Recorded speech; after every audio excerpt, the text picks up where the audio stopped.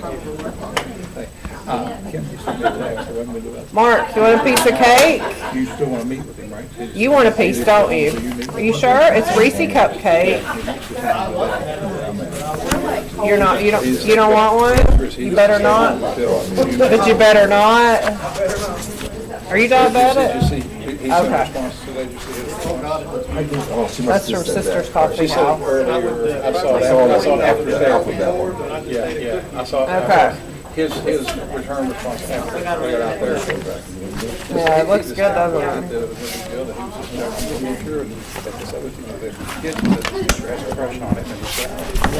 Derek, did you get your cake?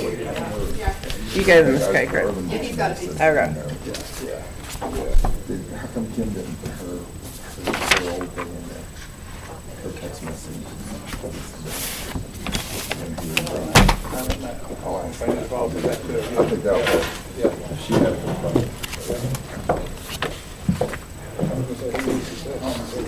it. Jim, you want a piece of cake? Yes, he does. You sure? Oh, you have to. You do. You do? How does everybody have diabetes but me? Well, Ed doesn't have it, do you? Oh, I haven't got checked. That's why I'm losing weight, so I don't get it. I haven't got my blood work lately. I just had mine and mine was perfect. Derek's young, he don't have to worry about that stuff. This job is aging you more every day, huh? Yeah. Oh, well good, you're close. Let's not ruin it. Alright, I guess we'll just leave it right here in case somebody else wants some. I've already got Greg a piece, so I know he wants some. Usually he's early, I thought, but I hope. I'm just going to leave this right here for right now. I already gave him a piece, but... Thank you. He's the kid.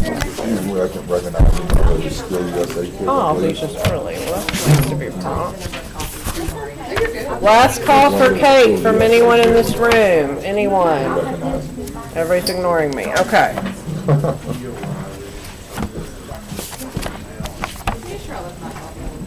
Oh, I just noticed my balloon. It's festive.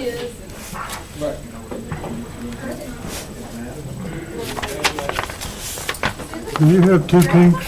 I mean, as far as I know, thank you all for my card and my cupcakes and my balloon. I just noticed the balloon. I was worried about his birthday and I didn't even pay attention.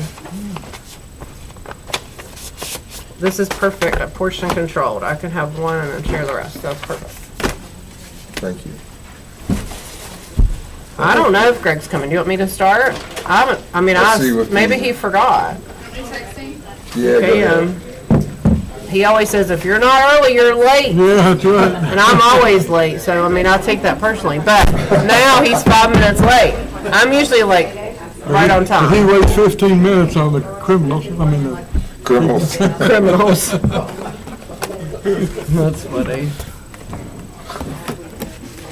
I've walked over in Athens a couple of times lately.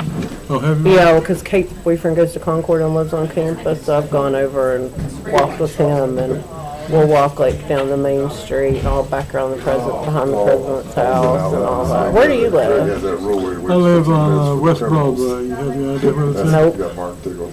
If you go through the light, and before you go over the hill, take the first left, Okay. and then immediately take the next left. Okay. And I'm out that street. Okay. I'm on the best street. About you today, Brandon. I didn't walk out there. I was just wondering. I wonder where Apollo's was over there. It's nice here to walk You have two though. pinks.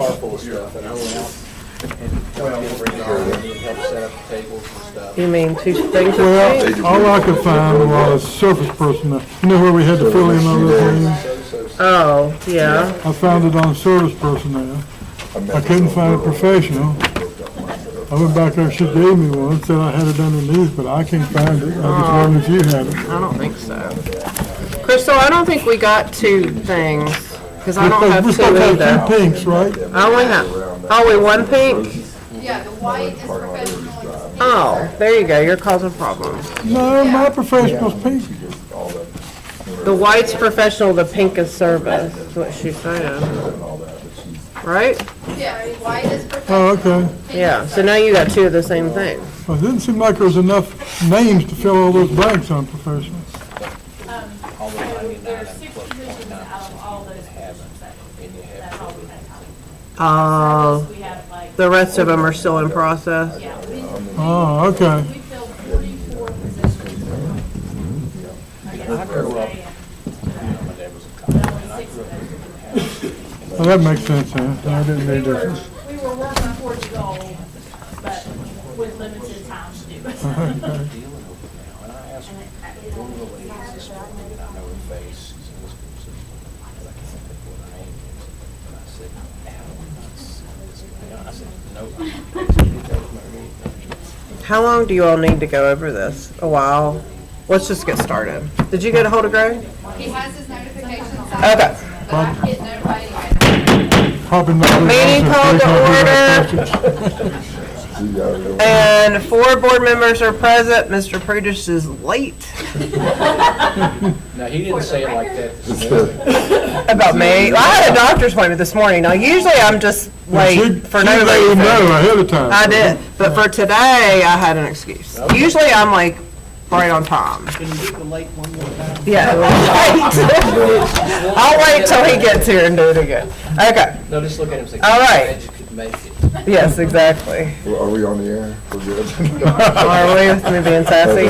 Okay, so we're here for a budget workshop, so are we gonna turn this over to Mr. Toman or to Ms. Wellman? I am fine with Mrs. Wellman. All right. Okay, and I'll make sure I just reintroduce the team that did the majority of the work on this, I'm gonna tell you. This is Lauren Crook and Jordan Angel, and they have done a phenomenal job. They spent hours and hours working, Dr. Philipek on head count accurate as possible. So what we would like is we distributed copies of a presentation for you that is summarizing our budget, and then we'll go through and actually approve the budget at the meeting. So we want to talk about revenue by source, our expenses, headcount analysis, enrollment, much of this we've already talked about, some software and key projects that are in this budget as well. So the first thing that we want to point out is that our revenue is projected to be at $152 million for next year. That is higher than normal. If you will look at Fund 51 and 71, and even 41, those are all construction, but 51 and 71 is the rest of our ARC. And 51 is the remainder that we expect from the SBA for next year as well. So when we look at the 152, less the construction and these fixed costs in ARC, the set-asides, we're really looking at closer to $131 million. And I'd actually like Lauren to just go through all of the funds with you as well. So whenever you look at the fund revenue, Fund 11 is the county funds, and those are funds that we get directly from the state. It's primarily made up of state aid, and the way that we get that is based on our student enrollment, and then the state gives us an allocation. It's set up with 10 steps, professional service, support staff, transportation, several other items that go together to make what we get for state aid funds. Did you forget about the budget thing? Also, our regular It's not in the tax packet, so I collections didn't go even into think about it as well. Next year, we're at approximately $14 million that we will get from Mercer Take that away from schools that will come to the school. I cut that for you. Fund 12 Thank is our you. Get it excess away from levy. me. We still have, we're getting about $15.9 million that will come to us for our excess levy. Fund 41 is our capital projects. That's where we kind of sink our money in, so we have projects for a rainy day. Fund 51 is our, Say that again, you're on Fund 41. Fund 41 is where we take money, a section of the levy is, we put into capital improvements, so Fund 41 is our capital improvement fund. Fund 51 is any kind of SBA projects that we have, and currently that's with Timberwood. And then Fund 61 is all of our federal programs. Title 1, 2, 4, 5, Perkins, any state aid, or not state aid, but state allocation for secondary programs, any kind of like that, it goes in Fund 61. And then Fund 71, we only have that through September, because that is those art funds. So we will not have Fund 71 after fiscal year 25. I have a question. Sure. Do we have any capital improvement money coming from anywhere other than the levy? That's it? Okay. So unless there would have to be. Carryover. And Sorry, if you turn the page, so this kind of goes over more in detail. Yeah, You sorry. said Fund 71 is gone at the end of the school year or year end? 9:30. I Everything see. has to be complete by 9:30. So the majority of the 70 million or so that we have is spent. We projected the projects that are ongoing right now and the few that we have remaining will be about $12 million from July 1st through September 30th. So on the next page, this kind of gives the breakout of what each fund has for revenue. So as you can see, the state aid, so that is actually money that we get from the state. We will receive those funds. Then whenever you look at the PEIA and retirement allocation, we have to count that as revenue, but that doesn't actually ever hit our account. It's held at the state level, and we take an allocation each month to reduce what we send to the state. Of course, the regular levy, and whenever there's interest and indirect costs, when the county has federal programs, we are allowed to take an indirect cost rate from those programs because we are managing that money and we're managing those programs. The only two programs that we did budget indirect costs for within the budget were Title I and Title II, because we did have solid numbers to budget for those two programs. As you go down Fund 61, we're right at about 5.1 million for those three titles. IDEA, we do not have, with special ed funds, we do not have an exact budget or what we're going to be receiving for those funds yet. So we estimated at about 4.4. Child nutrition is a huge expense, and we do get the majority of that back. One thing that our goal for this next year is to make sure that we're utilizing donated food, which will help lower our cost for the county, our county contribution. And one good thing that we were able to do for fiscal year 25 is lower the county contribution for Mercer County Schools by about $500,000. You said donated foods. Who provides donated foods? That's through the state. USDA food. The food itself has very low cost. We pay a handling fee to get it to our warehouse. We have some here. We also distribute some through CFS through our food, our contracted food. We have really worked on the goals for the child nutrition director, who would be here, but she had the Disney trip and is all so tired and all that. But she has worked very hard to work with cooks to reduce this. And as Lauren pointed out, that we're able to reduce it in the budget by $500,000. That's because we've already seen savings this year with the budget.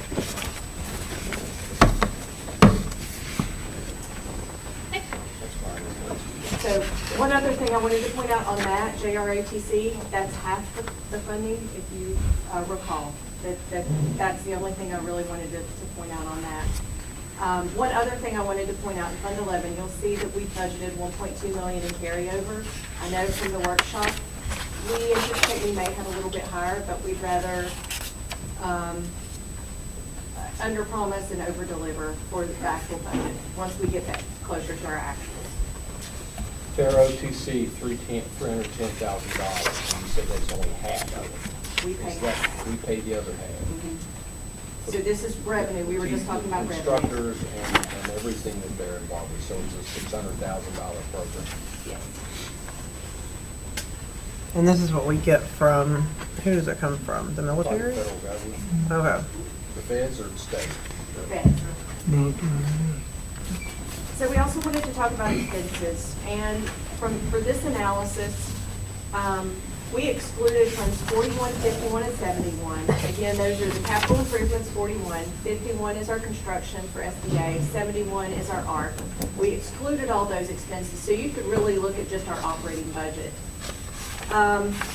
For FY25, we project that our salaries and fixed costs will be $102 million. That's 78% of our expected revenue for next year. Child nutrition expense, as Lauren mentioned, is $8.8 million. Transportation expense, including salaries, is $6.4 million. I thought that was pretty significant that you all would want to see. Excluding salaries, it's about $2.2 million. That's just our operating costs, new buses, et cetera. We budgeted $3.5 million for building maintenance and upkeep. As we talked about in the workshop, we have really only 3 projects designated for next year. That's Athens School, Pikeview High School, and the Bluefield Intermediate paving. Yeah, but something always breaks. 100%. Every year. Absolutely. Or we have It's always an issue. way more than we want it to be. Absolutely. And we can spend more of this on those if we need to, and we will, of course, but for now, we want to designate those because we do know we need all of those. Utilities are estimated, as we mentioned, at the 5% increase of $2.7 million. Textbooks, $1.5 million. And I will say, you'll see that on the agenda tonight. 900,000 tonight. It's much, much better than before. If you recall, we had $3 million last year. So I think we have to give kudos to the teams that have been evaluating textbooks. They've worked very hard with the publishers and realized some great savings for the board, in my opinion. So we think that's a realistic number, $1.5 million. When you talk about utilities, does that include the monthly expense we have for this program? The county went on several years ago for the lighting program. So that just includes any savings we would have. That's just actual expense. It does not include the cost of those, the repayments that we have to make to the energy services. So this is just what we pay AEP? Yes, AEP, Yeah, natural gas company, water company, all water, of it. sewer, et cetera. So other expenses, as that number is large, so we wanted to highlight some of those things as well. Other expenses include our insurance, our liability insurance to Brim, which is $1.5 million. Our IT technology, it includes any contracts for like our special ed specialists that do testing, auditory, all of those that we contract with is included in there. Software is included in there. Proximity learning for next year is included in that other expense. Custodial supplies and our ISA allocations for the schools. So that's really, there are a lot of things in that 9.6, but where in here do you include the dental and vision insurance, which that's included in the salaries in the $103 million. So we just wanted to show you kind of a pie chart. Thanks to Jordan Angel, who I will say just smoked me in Excel today. Uh-oh, that's an accomplishment. Yeah, I struggled with these pie charts, I'm not gonna lie. So Jordan figured those out for us. So this just again shows you what a large portion of our budget is still focused on salaries. Well, I know you have the chart, salaries and fixed costs at 78%, but child nutrition is essentially a fixed cost, is it not? I mean, we got to feed the kids, in other words. Well, we do, but that's why we broke it out, but fixed costs are typically benefits, taxes and benefits. All of those fixed costs are just salaries, not true. Just like employee utilities related. and, yeah, that's just employee related fixed costs. In our world, that's what they're called. I would call it overhead or. Well, and I get that. In my world, if it's something we have to pay, it's a fixed cost. If it's something we don't have an option on, we don't have an option on. I understand what you're saying, but it says 78%. When you throw in child nutrition, it's 85%. Well, and you can certainly throw in the $1.5 million for Brim, utilities. There are a tremendous number of expenses That we have to pay. that are not variable. Yeah, Right. they are truly a fixed cost for what's another word, an operating cost. But I got what you mean. I follow you. And as I mentioned, Lauren and Jordan worked on head count, and we'll let them go over this as well. So with our projected head count, everything basically is stayed the same as what it was in our budget workshop last week. So we took the state aid, the allocated number of positions that they fund, and we tried to get as close to that as we could. So with our professionals budgeted, there are 672.65 professionals that are going to be in Fund 11, which is the county money. We're only 17.18 over the state aid allocations with that. With service personnel, we have 448.5 coming out of county money. It's 21.49 over the state funded positions. And then in Fund 61, which is all of the federal programs, we have 106.1 professional, 6.5 service. All of those added together, we have 778.75 professional, 455 service, for a total of 1,233.75 employees that are full-time for FY25. And then we go into the enrollment and state aid. These next charts, they just kind of show over the last few years, kind of the trend of what our state aid was versus what our enrollment was. And you can see kind of how it varies and dips depending on the enrollment. So this year, for FY25, our net enrollment is 8,479.54. The state aid is based off of the second month enrollment for the year. So our second month for this year, which is October, that number of enrollment, that's what our state aid is based off of. This net enrollment, it also includes public charter school enrollment, our ACE students, and grade 14 students. So all of that combined is what makes up our net enrollment, and that's what the step 10 basic state aid allowance, that's what that's based off of. So for FY25, it's going to be just under 54 million.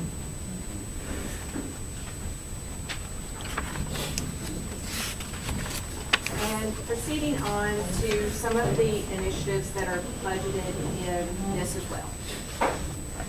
Student-focused initiatives are Jason Learning and continuing to expand the robotics program, already testing and curriculum with our Great Success Act, and a big focus, I know Angie, Amber, Dr. Atkins, Mr. Brown, they're focusing on teacher mentorship and leadership. Some of the employee-focused programs that are budgeted, we have software budgeted for frontline for the improvements and efficiencies there through the application and recruitment process that Dr. Philippak has put in place. We budgeted for ESN purchasing, soft docs, electronic forms and approvals, and travel tracker. All of those are included in the budget as well. And the focus is continuing accountability and a positive culture initiative.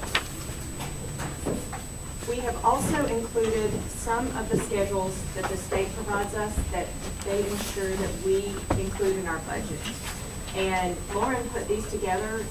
I think that some of these you might want to see. She's tried to label them, they're front and back, but I'd like for her to just kind of hit a few of these as well.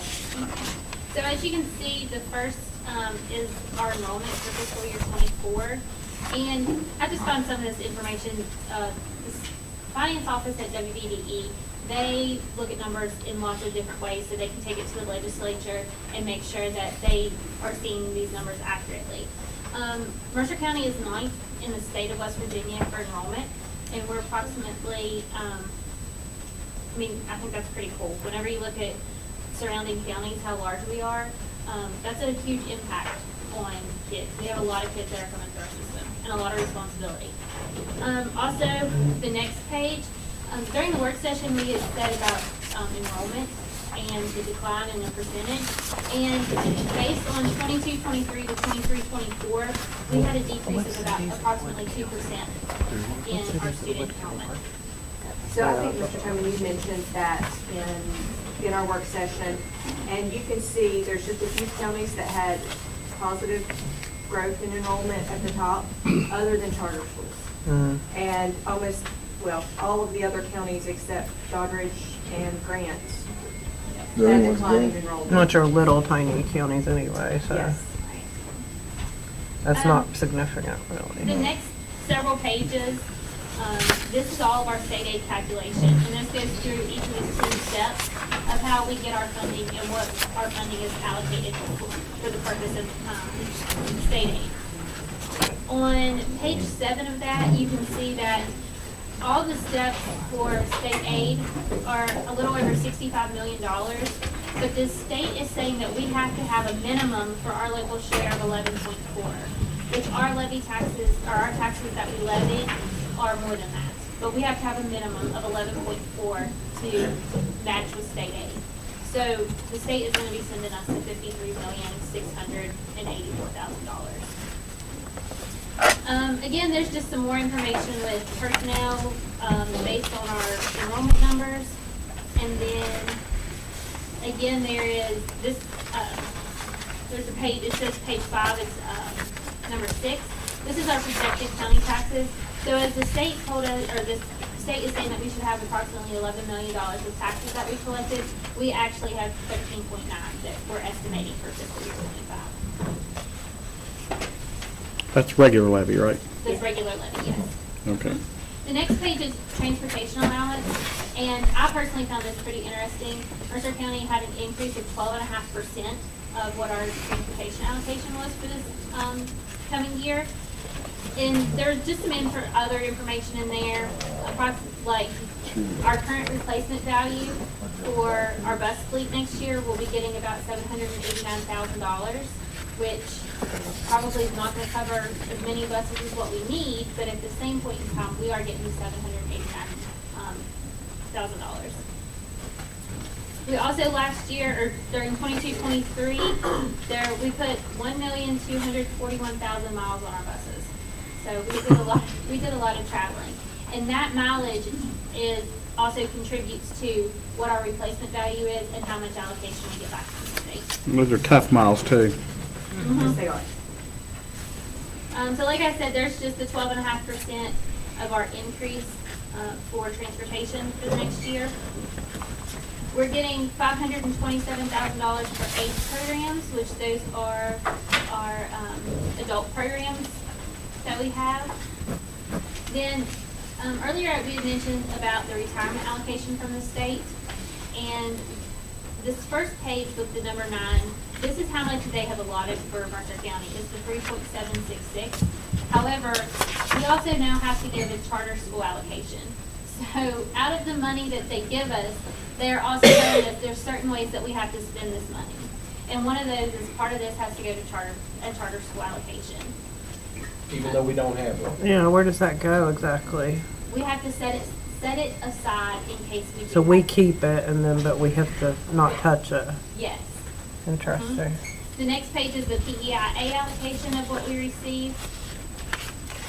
And then just how that's divided between RHBT and PEIA. And then again, they're required set aside in state code. So even though we're getting this $53 million from the state, they also tell us that we have to have $232,000 to set aside for faculty senate.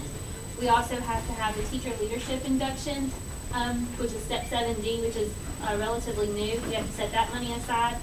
And then whenever you flip over that page, we have to set aside $372,000 as a charter school expense. Yeah. Is And- the OPEB still included in our PEI cost? Other post-employment benefits? Well, we do have the $34 $34 a month, which goes to RHBT, and that is broken out with the PEIA. So we have to set aside $333,000 for this next year. I think should be paid off. And then lastly, we also have to set aside money, which is a small amount of money, but for professional and service staff development counseling. So even though they give us a large pot of money, we still have several items that we have to set aside to make sure we are hitting all the marks at the same time. Questions, thoughts, comments? We're going to take it up in the regular meeting so we can do that.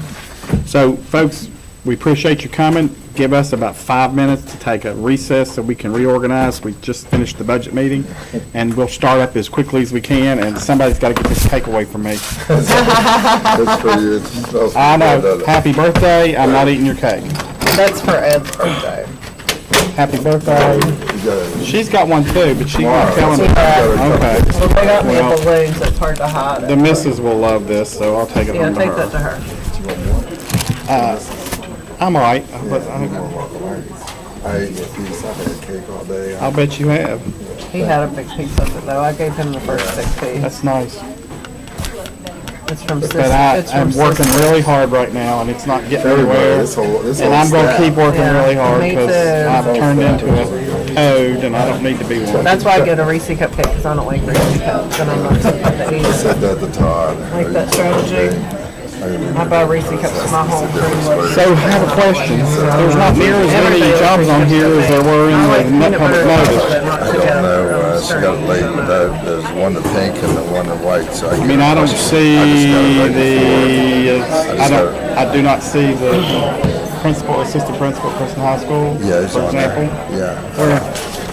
He's on there, transfer. And he's not gonna start till. Oh, you did it by yeah. transfer? Yeah, see, that's Okay. kinda weird too, but that's just the way she's always Okay. done it. Hey, if it's legal. Make sure we get a good guy in the right place, right? Yeah, and then he doesn't, he's agreed not to start till later, just to help with the transition and finish special ed.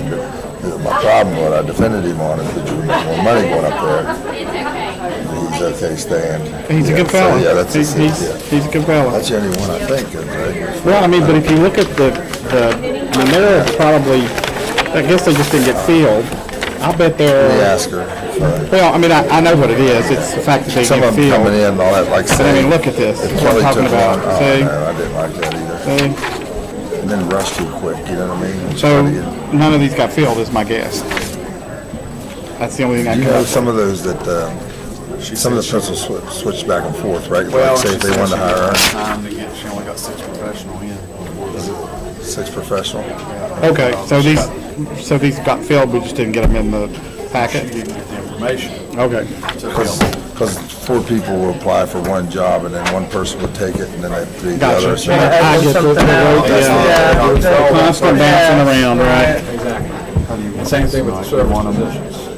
One at a time, because. Yeah, they take one that's a areas. shift, it's a Let's contract. do them one at a time so the parents can get a nice photo. We'll just move quickly. It's a lot, but they are different and I just realized it's on election day.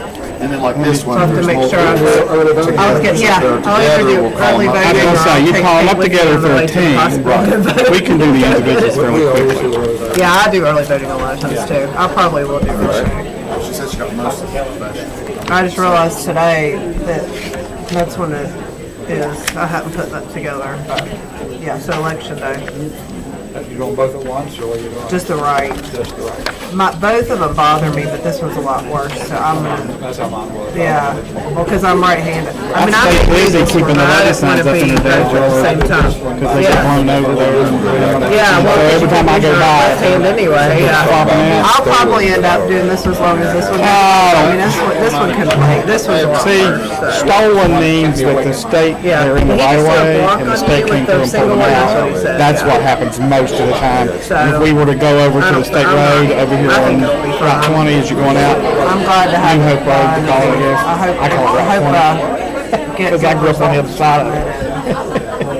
I'm just losing And, and he keeps telling me They have a that stack strength won't where you go necessarily and you come pick up back. your, Like, like City of Princeton's doing the same thing.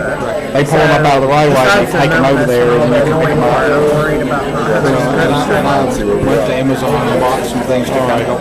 I need to do that. Yeah, physical therapy type stuff, yeah. I'll just go take it back there. You sure? Yeah, yeah. They got little sandwiches back there. I got no issue with that. I ate before I came, so I wouldn't nosh too much. You gonna hide that from me? I'm gonna take it up so I can make it back. Okay. Make sure you take the rest It home. was getting- Make sure you take the rest of it home so Michelle can have some. That's her blood type chocolate. Has she been at the hospital all day? All day, I yeah. figured. I texted I got, her. last night at 12 o'clock, she said, "Are you going over?" And I said, I've got a few things going on. She said, so you're telling me you're not going? So She wasn't taking that as an answer. so I beat her right there this morning. Well, don't forget to give her my card. I got you. I got it right here. Okay. So so I got there at 20 after 6, and she comes. They had administrators meeting at 6:30, and then the staff at 7.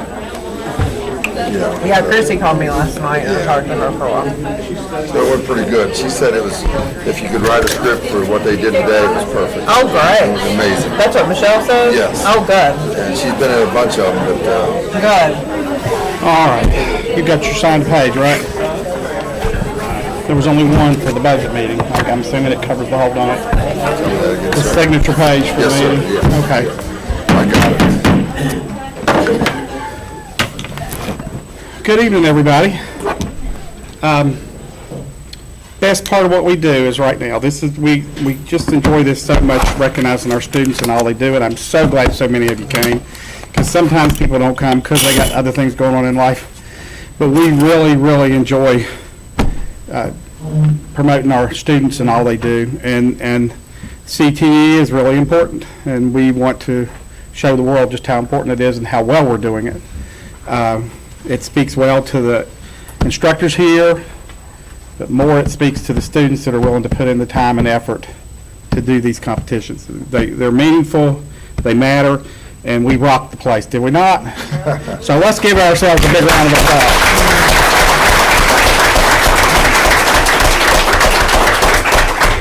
I promise you, when we go to state board meetings, we brag to the other counties, and they look at us like, meh, we'll get you next time, but they never do. We keep winning. So we're going to come right here. We're going to call you up and give you. We never did do a pledge. Do you want to do that now? Did y'all want to do the pledge? No. Well, let's do the pledge then. Okay. We didn't do the pledge. All right, Mr. Browning, you're getting down to fewer and fewer pledges. I pledge allegiance to the flag of the United States of America and to the republic for which it stands, one nation, under God, indivisible, with liberty and justice for all. We're the first day and it's scrambling. I don't know if you were coming, and so I started up late. So we're going to do individuals by themselves, so move quickly, because there's a lot of you, and we want everybody to be able to get their picture. Parents, if you want to come up and get pictures with the group, please feel free to do that.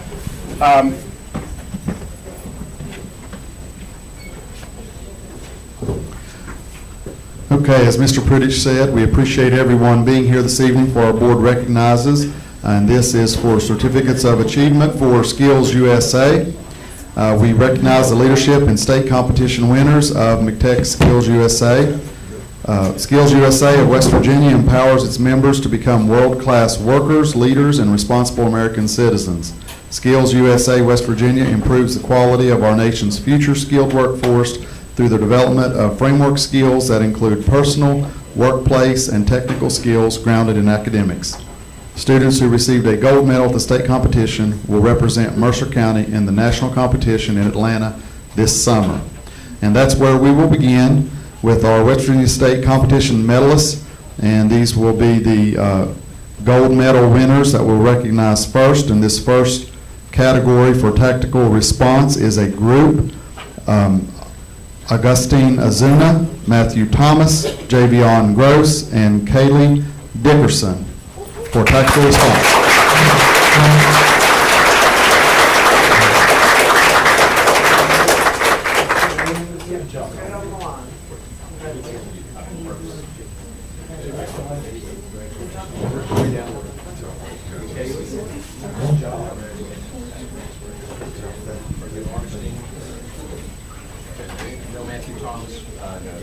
All right, so somebody tell us what tactical response is, because the crowd knows what you guys did.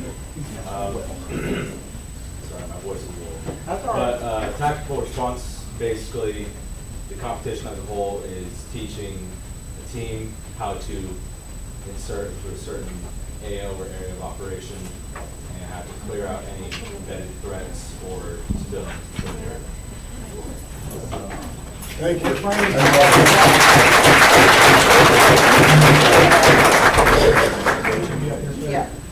We are training our future law enforcement and military And this is really important what we're doing here, and their instructor is awesome, by the way. He works hard above and beyond what he should, but not what should, what we he don't come for a pay raise here. Necessary, right.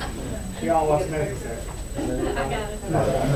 Any parents? I got Anybody wants to come up with Everybody's good? All right, thank you all.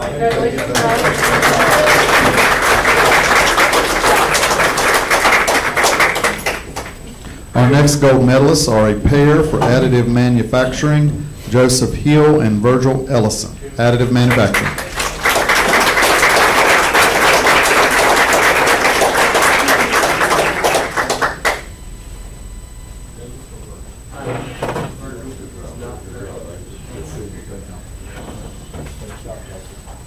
All right, Joseph, while you're shaking hands, tell everybody what you did. Thank you. Additive manufacturing is basically 3D printing and designing, and that's pretty much what it is.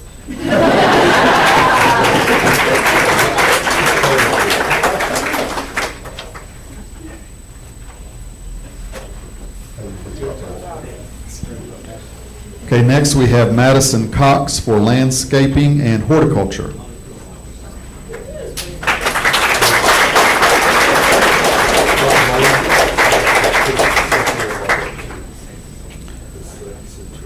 We have Shadow Fowler for medical math.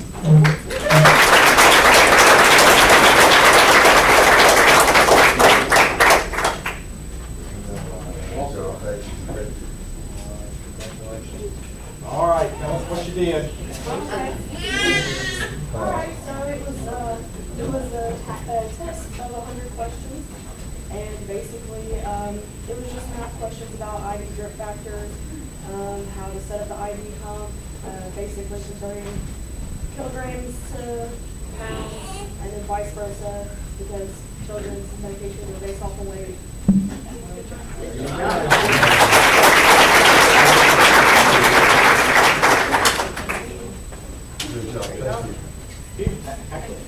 You're starting to hear a trend here. This is career stuff. These are people who are going to go out and have jobs in our community. If we do this right, they're going to be leaving here with career and hopefully a bunch of college credits. That's the options that we give them. And this place, you got to sing and pray. I know you got all do. Put your kids in it. You need to tell your neighbors and their friends, look, you need to send your kids to see tech. Great program. Honestly, my 4 kids, I've looked at all of them. They're adults now. I said, if we were back in high school, you'd be going to tech. You didn't have to make a career out of it, but you're going to tech. You're going to learn something. And the neat thing about it is the kids want to be there versus sitting in class 6 or 7 hours a day. These students want to be here and they work hard. Next, we have Danielle Mathena for practical nursing.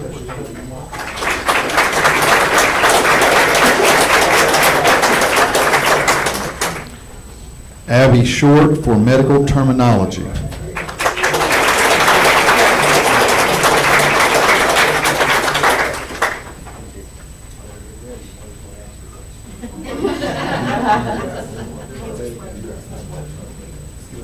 All right, tell us what you did. So basically it was just sentences with medical terminology in them and just words, a bunch of medical terms. When you're dealing with somebody in medicine, you hope they know the terms, right? Yes, always.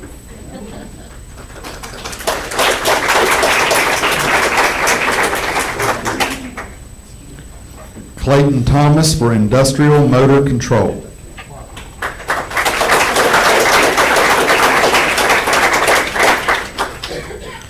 Jacob Polly for electrical construction wiring.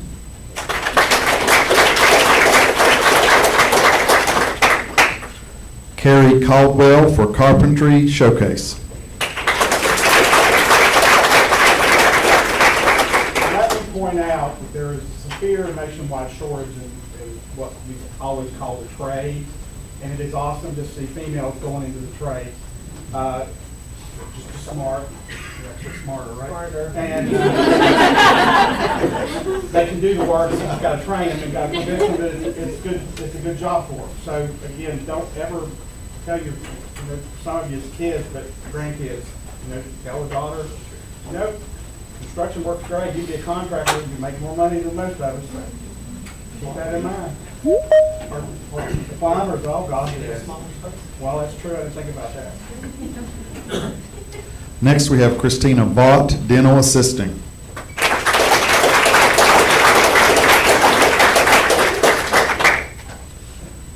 For the Health Knowledge Bowl, we have a group of 4, Justina Mitchum, Emily Spradlin, Aaliyah Mullins, and Stacy Morrison.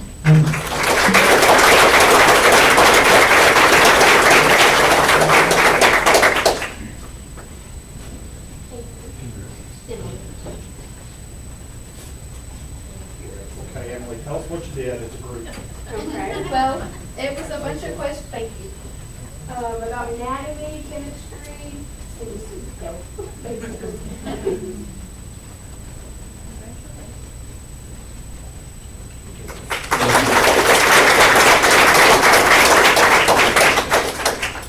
Okay, we're going to move to our silver medalists. We have a group for entrepreneurship, Hannah Browning, Dominic Hodges, Zach Riddle, and Maggie Ward.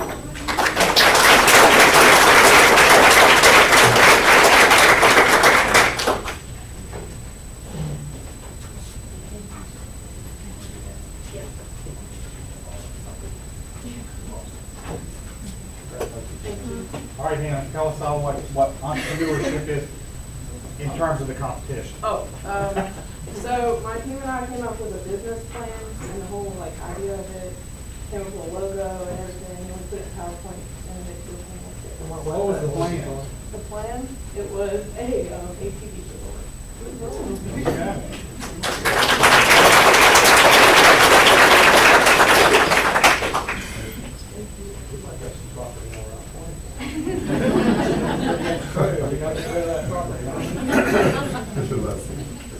Next, we have Emily Parnell for medical math.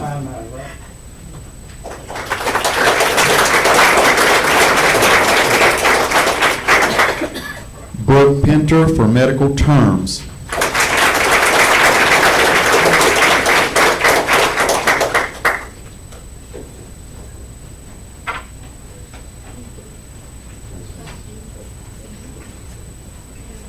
All right, same thing. It was 100 questions on medical terminology. About it.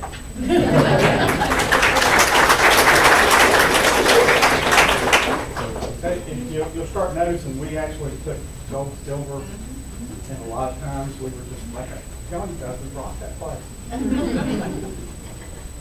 They don't know what hit them. We're going to do that at the national. Jeremy Dow for practical nursing.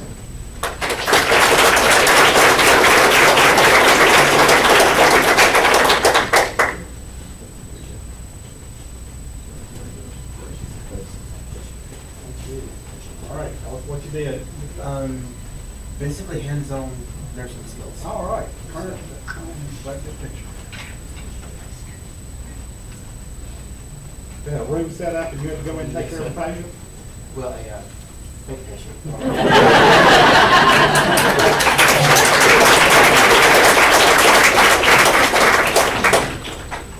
Trey McConnell, basic residential wiring.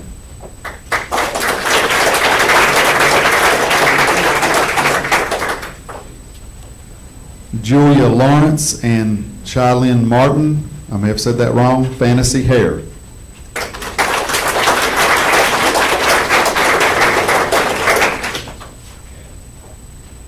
Carla Sims and Angel Carver, nail tech.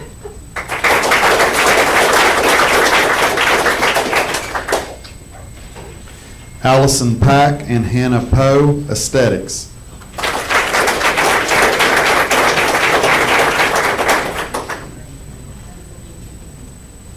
Austin Akers, Hunter Lewis, Riley Williams, and Jonathan Wheeler for tactical response.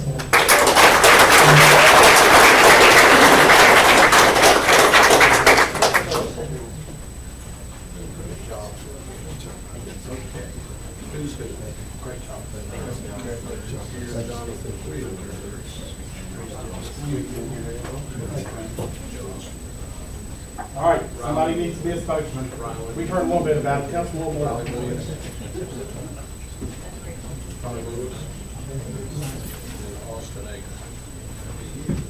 right, tell us a little bit more about what you did. So I think Azuna covered it pretty clear. So for us, it's a team of four. For life, it can be different. We go into a house building where there's a threat, and we take care of the threat and rescue hostages if need be.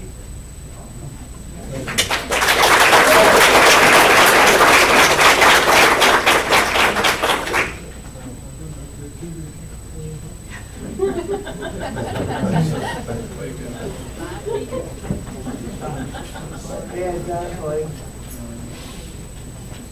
Kelsey Mills, dental assistant.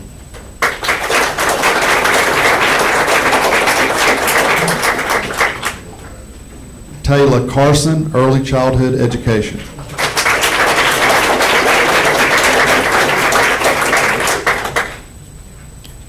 Hannah Sparks, James Godfrey, and Luke Pack for engineering, tech, and design.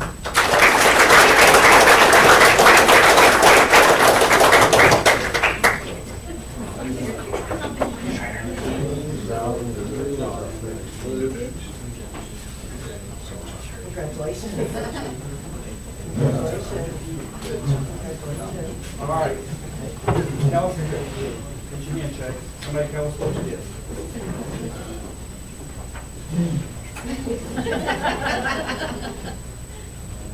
Somebody, come on.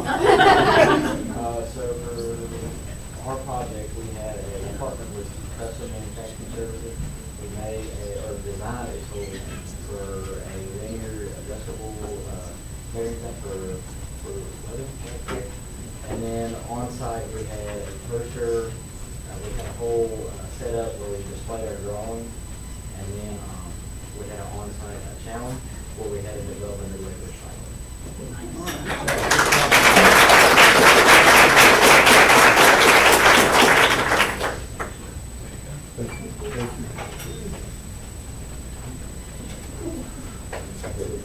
I just learned to read tonight in school. Little math. Rory Bailey and Star Elliott for mobile robotics.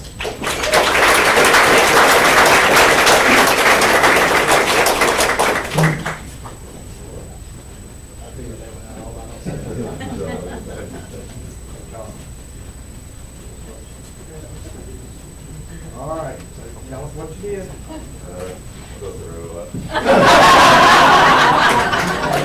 We're going to delve into that just a little bit more.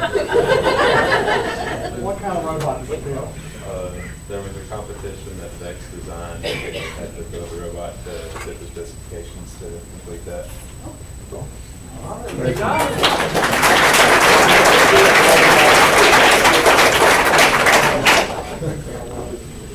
Caden Mann, technical drafting.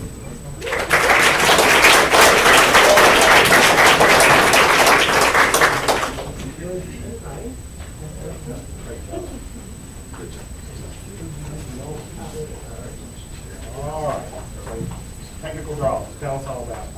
Basically, they gave me a set of really bad drawings for a part, and I made a model, and yeah. You made it better, right? Yeah. That's what we're counting on.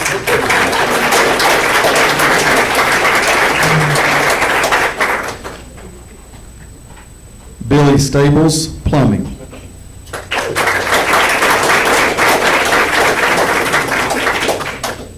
You never find a plumber when you need one.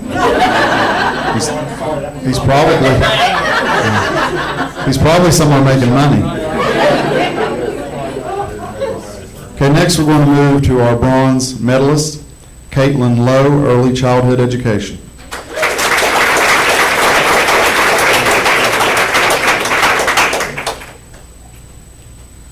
Our next one is a group: Dexter Simon, Adrian Gerald, Erica Coley, Katie Curry, Heidi Christ, Reagan Day, and Shayla Young, and that is for the opening and closing ceremonies.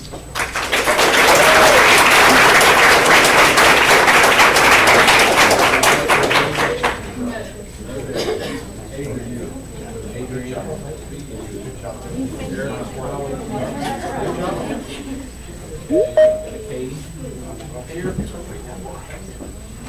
Heidi.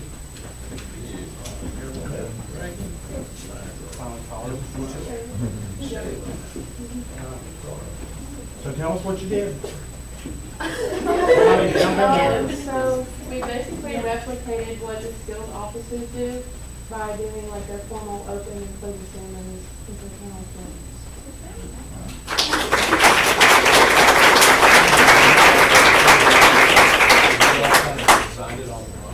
Oh, no, we had to practice. We had to practice in here. Yeah. So you had to program the project before you went? Yeah. We had to memorize things. Yeah. No. Great job. Good job, girls.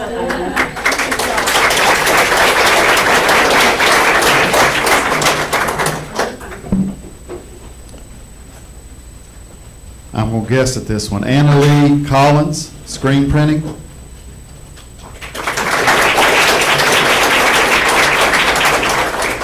I was hoping she was here to see if I said it right. It's Analia. Analia. Analia. Thank you. You're welcome. Jordan Richardson and Caitlin Steele for nail care.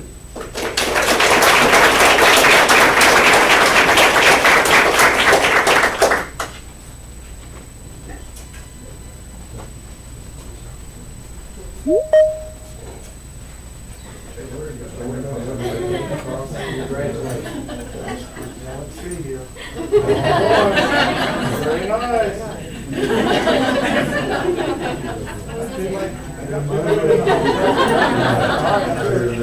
All right, tell us what you did.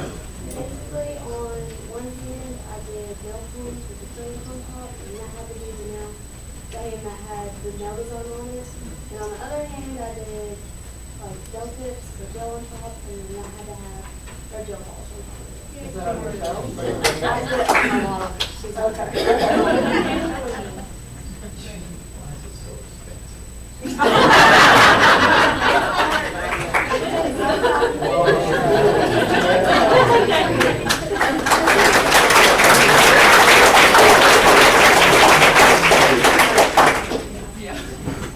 Daniel Kinney, manual lathe.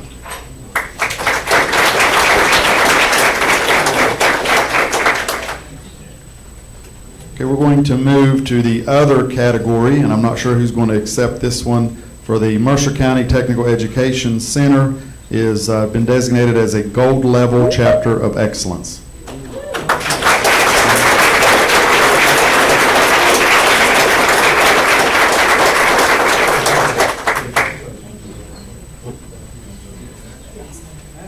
Thank you.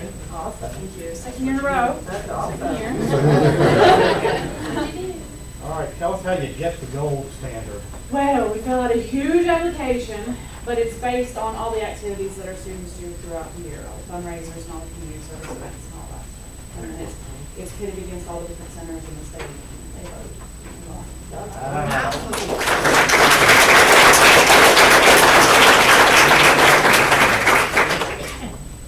And Heather, just stay where you are. Our next one is the advisor of the year is Heather Lane.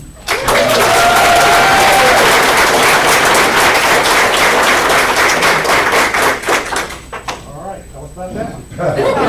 All right, so this was a big application. This was a giant application. And it's also based on what our students do, but the application is based on more from the advisor's point of view about how we incorporate skills in everything we do here at Tech.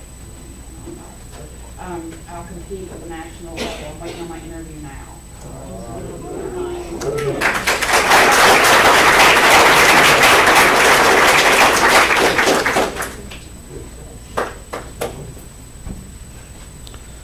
Okay, as an elected state officer, we have Charlie Atkins.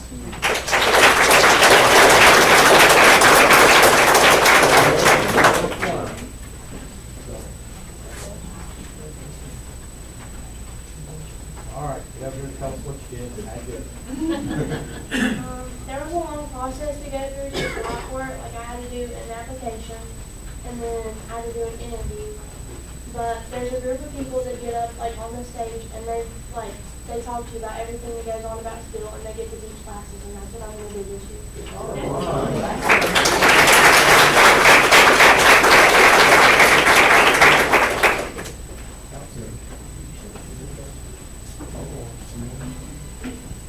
Our next elected state officer is Dalen McKenzie.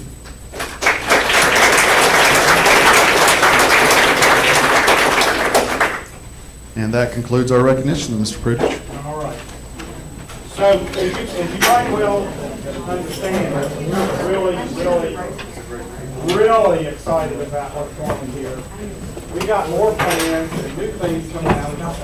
We got more full credit courses coming. We got more collaboration with Woodville State and the River and Coastal Concord. We want these kids to graduate with associate degrees that cause them practically nothing before they get out of high school. And I believe we're going to have a few that graduate from college before they graduate from high school this year. That's an awesome thing.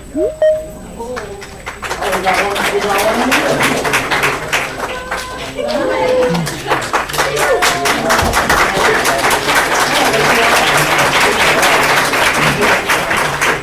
Come on back, guys. Come on back. Come on back. I got something else to do. We have Skills USA officers that we want to recognize, so we're going to call them up and get a picture of all of them together. Okay, I will call all of these up at one time. If we can come up, we have Hannah Browning, President, Derek Robinson, Vice President, Erica Coley, Treasurer, Adrian Gerald, Secretary, Joseph Hill, Parliamentarian, Kylie Blevins, I don't know what all these other ones are, Taylor Carson, Reagan Day, Caden Mann, Dalen McKenzie, Dexter Simon, Stephen Stanley, Shayla Young, Jaden Neal, Allison Turner, Mary Graham, Charlie Adkins, Aurora Davis, Kaylee Dickerson, Heidi Christ, and Katie Curry, and these are our McTech Skills USA officers.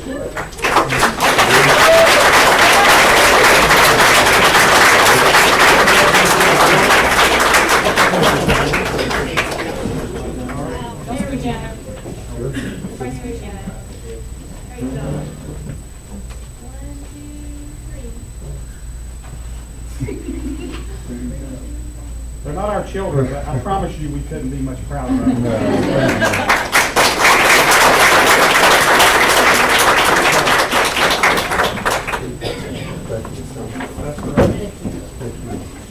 Okay, now I get the pleasure of telling you, if you want to leave, now would be the time, because we're going to take a brief recess.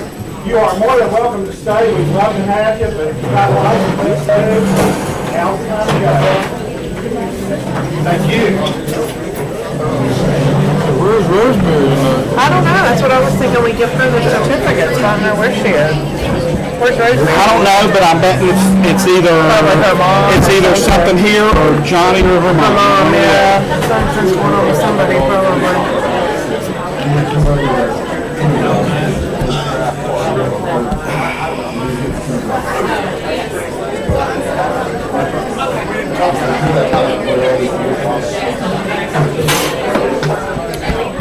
Greg, my brother's not doing well. I know. At the end, yeah. When I heard what kind of cancer he had. Oh, yeah, they have hospice now, and he's not eating, and so it's probably days or weeks, yeah. Yeah, it's not a good thing. It's hard to see somebody that's young. Absolutely. It's happening more and more too. Cancer is hitting young people more and more. And basically had no known health issues, and I think he's only like 50. I think 50. That's why I drive my medical people crazy. All right, I want a CT scan. I mean, an MRI, full body. We don't do full body MRIs. I said, well, I'll pay for it. Yeah. We don't do full body because we'll find something that's nothing, but we got to investigate anyway. I said, that's fine. I said, you know how many people died of cancer in my family? Oh, hey, do you have a I said, they don't die from heart disease. They don't die from strokes. They all die from cancer or extreme old age, one of the two. And then Dr. Whitehays just kept shaking her head at me going, it's not going to happen, Greg. You can talk all you want. We're not doing an MRI. You want to go to the draft party? We're not doing a full-body MRI. And I read, just probably in the last 6 weeks, I read this long article about full-body MRIs. But think how the They were recommending them, and people over 60, they were recommending them. Well, just think of how many things would be caught if people did that. Well, Dr. We Lane, run out of we wouldn't run out of radiologists to read it because there wouldn't be that many people that would do it and pay for it. If insurance paid for it, we'd have to have more radiologists, but those people wouldn't pay for it. it's one of those things where you just, if you could, pancreatic cancer is the classic. If you can catch it when it's like that size, you can fix it. But you never see symptoms until they're so far gone. Look at you and go, 6 weeks. Doris Bradley, her husband died 6 weeks after diagnosis. Now, Dad took a year and a half, but he went to Johns Hopkins and they did all the stuff that normally they probably wouldn't do. And then he did chemo and radio, which almost killed him. But Dr. Cameron said he'll live a year to 18 months, and he lived 18 months. Right. He was nailed it. Yeah, that happened with Melissa Powell's sister last year, about 6 weeks.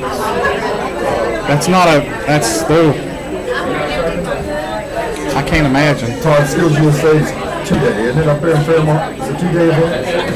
Is it? When they get up there? Yeah, they leave on, they go Wednesday evening, it's Thursday, Friday, Saturday, on Sunday. Yeah, it's pretty awesome. Levy. I started the session. Well, pointing it out's not advocating for it. You just say the levy supported this, and we're good. We can do that. We just can't follow it with the please. But I can't. I think you can. I think you can. You're not an elected official. Yeah. I just gotta get 3 votes, and that's that's the hardest. That's I'm paying an ethics fine. Alrighty, everybody on that left side. All right, I'm gonna clack them, and we'll get the ones that are lingering out of here.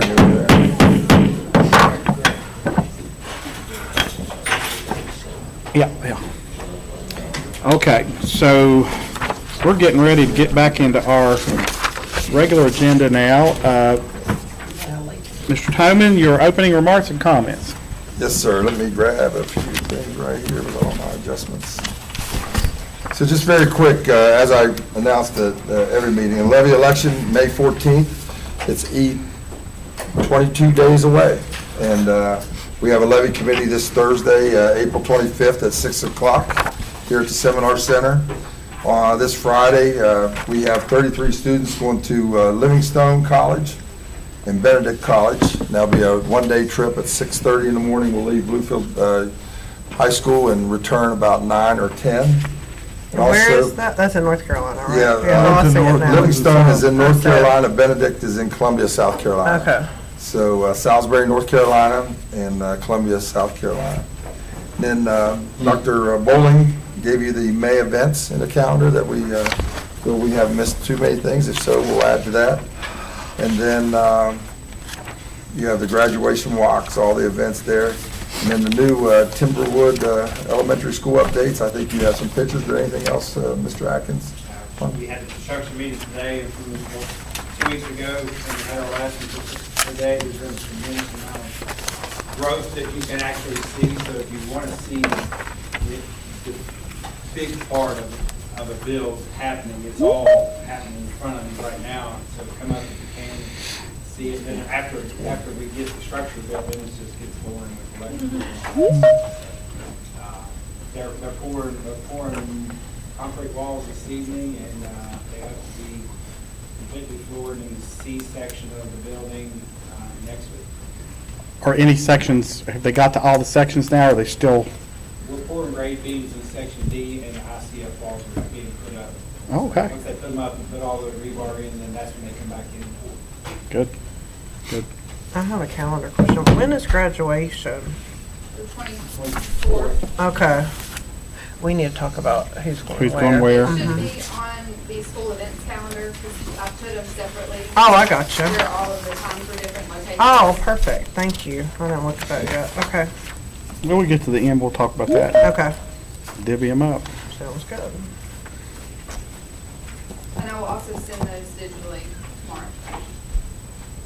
Perfect. Except I'm only seeing 3 graduations on, Yeah, we don't know about Montcalm yet. oh, they haven't told you, okay. All righty. It's in the gymnasium, right, Mr. Bryan? But we Yeah, don't they know- voted on it. We'll be in the gym at the high school. we It's don't know usually at, exactly what I'm time. not, I think it's usually at 6. usually it's 6. Usually. Yeah. You got anything else? No, sir. Thank you. All right.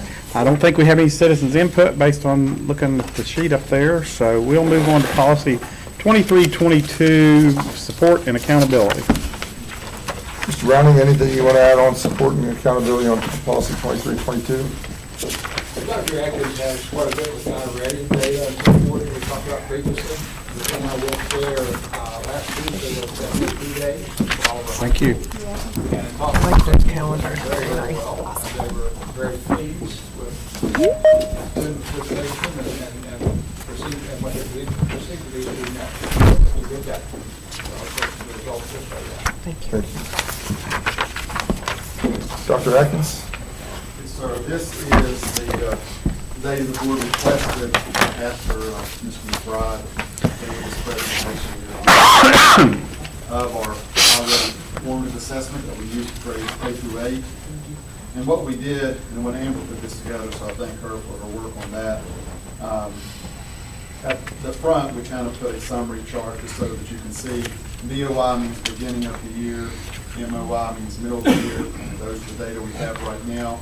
And you can see, we put the schools, it's reading and math, and you can see the percentage increase, and that's just students on grade level as measured by this test. That's the only data we put in the chart. But we also put the picture for each school so that you can see the change in the green, the yellow, and the red. That's really helpful. For each school. I like seeing that visual representation, and you can take a glance at that, and then if something catches your eye, you can. So the lower one is the beginning of the year, and Yes, the sir. upper one is the middle of the year. Yes, sir. One below says window 1 is the beginning of the year. Most recent on this report is middle of the year, and those were at the beginning of January. And we are currently working on the end of the year. I've been watching that and looking at those data, and I think that we're really going to have some good results to get us moving in the right positive direction in reading and math that we so hope to do. I also gave you a copy of this correlation study. You've received this before, but I just thought it was important for you to see again that this is a West Virginia only study, including our 4 pilot Mercer County schools last year, that there was an 84% correlation for ELA and an 89% correlation for math between the iReady EOY data and the summative assessment. So, we don't teach to the summative and we don't teach to iReady, but they both measure the standards that we teach.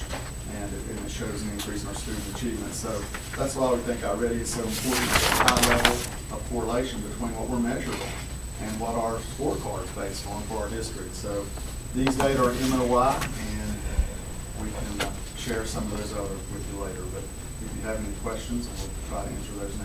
So is this something that you discuss individually with principals about what their comparisons are? Yes, at the district level, we only look at it, again, by district and by school, and then grade level. But what I like about iReady is each time you click, it gives you more detailed information. So when you start, you see the whole district, and then you can look at it by the school and then the grade level. But I always tell principals, after that, that's their job. If you click on grade level, then you see teachers' names. If you click on a teacher's name, you see students' names. And of course, that's building level work. Sure. That we wouldn't do, but we work closely with them, and that's a key component of their instructional leadership, is having these data to understand and know where they have challenges, where they have successes, and of course, teachers use it to drive targeted instruction to see where they're having success or challenges for individual students.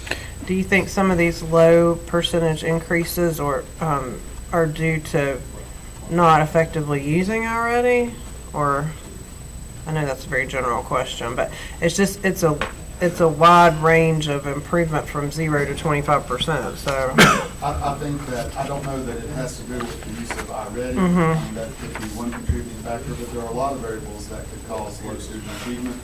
But that's something that the principals and us talk about so that they can work with staff, with students, with families, with attendance, with effort. With a lot of variables that contribute to low student achievement.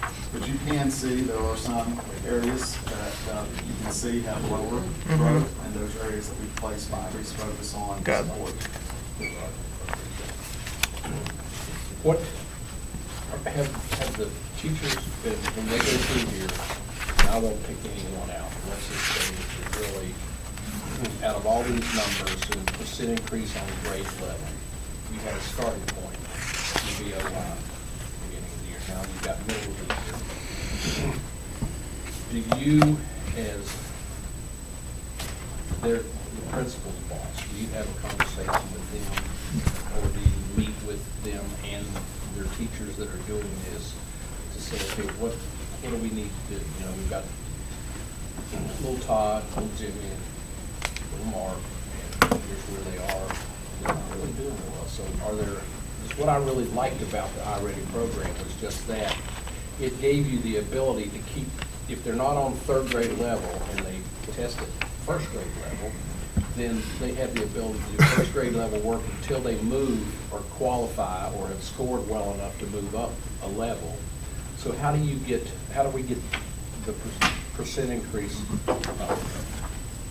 Well, our job, to me, I guess you should say, that at the district level, it's our responsibility to meet with the principals, which are the instructional leaders of the school, and then also our instructional support staff at the central office who are supervisors.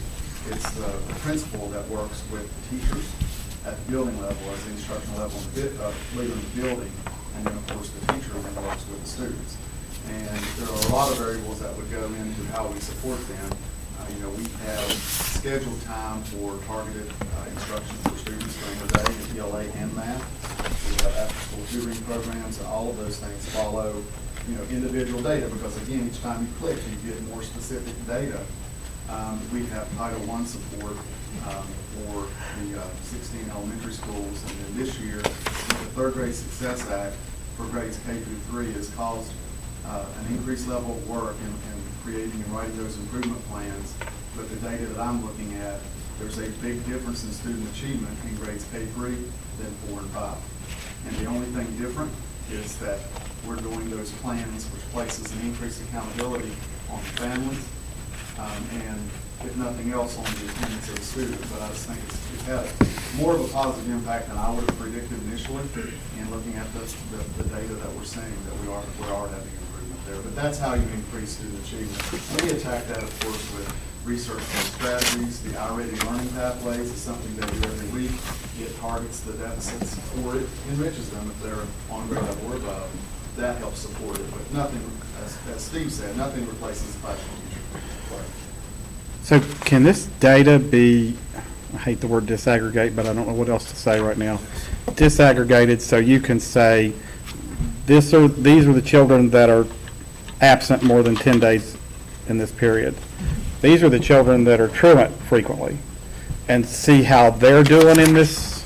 You could, to do it with attendance, you would have to do that manually, but that is certainly able to do it. Now, this program will let you do it demographically based on WEVAS tags, whether that would be if they had an IEP, something that we had discussed before, or if it was different demographic variables. But as far as attendance, I think it would have to be done manually.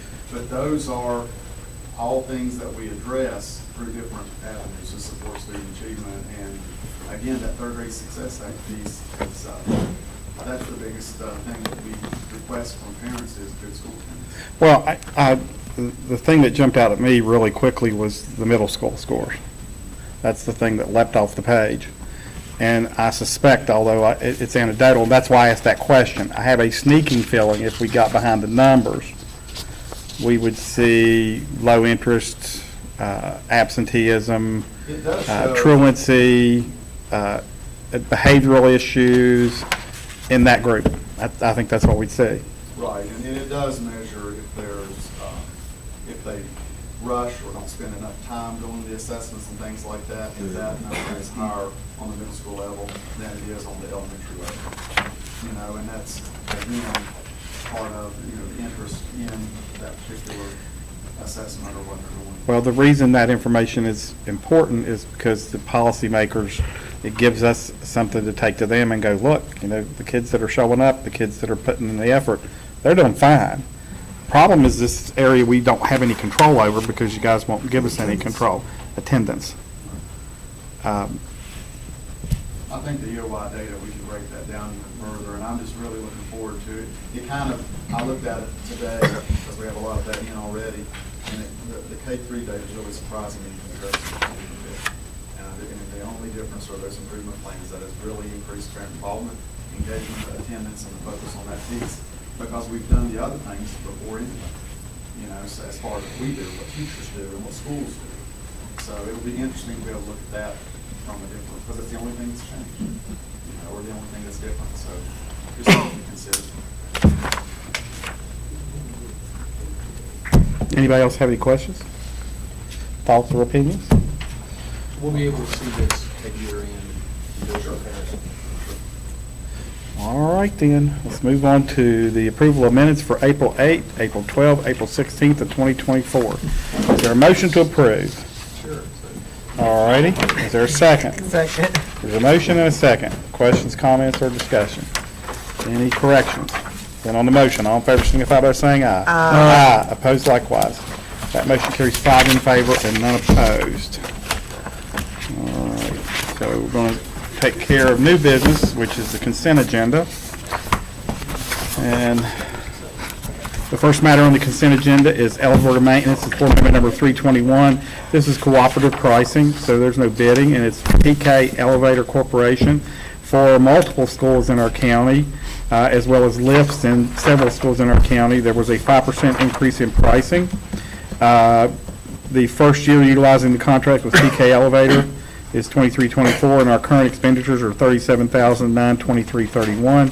Superintendent recommends award for elevator maintenance to TK Elevator Corporation.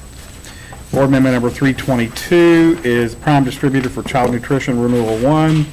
This is RFP 323 with Gordon Food Services as the prime distributor for child nutrition food. The renewal covers 24-25. Renewal pricing increase was 2.55%. Year-to-date expenses have been $2,802,757. The superintendent recommends approval of renewal 1 of RFP 323 to Gordon Food Services for 24-25 school year. Board amendment number 323 is elementary math textbook adoption, which is Curriculum Associates iReady Classroom Series. And we'll get into specifics about these textbooks after we get all the consent agenda laid out. Okay, everybody? The adoption is for math grades kindergarten through 5th, and the period is from July of 24 to June of 29. The cost of the complete program is $448,851, which is funded through the excess levy. Board amendment number 324 is a middle school math textbook adoption, and this is Curriculum Associates iReady Classroom Mathematics Series. This is for 6th through 8th grades, and the adoption period is July of 24 to June 30th of 29. The complete program is $207,629.50, which is funded through the excess levy. Board amendment number 325 is high school math textbook adoption. This is Cengage curriculum, that's calculus and pre-calculus, and McGraw-Hill for algebra, geometry, and algebra 2. This is for the subjects algebra, geometry, algebra 2, pre-calculus, and calculus, and the period is July 1/24 to June 30th, 29. Complete program is $251,296.68, funded through the excess levy.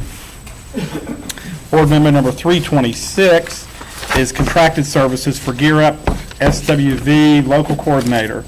The Secondary Education Department seeks the contract approval for Gail Webb to serve as the local coordinator for Gear Up, the partnership with Concord University for 24-25 school year. This is a partnership funded by the U.S. Department of Education to increase college-going rate of low-income secondary school students and LEA. The program is funded with an allocation of $45,000 yearly to cover salary and expenses. Ms. Webb will be paid an hourly rate of $60 not to exceed 100 days per year. This program is exempt from competitive bidding, and the superintendent recommends approval.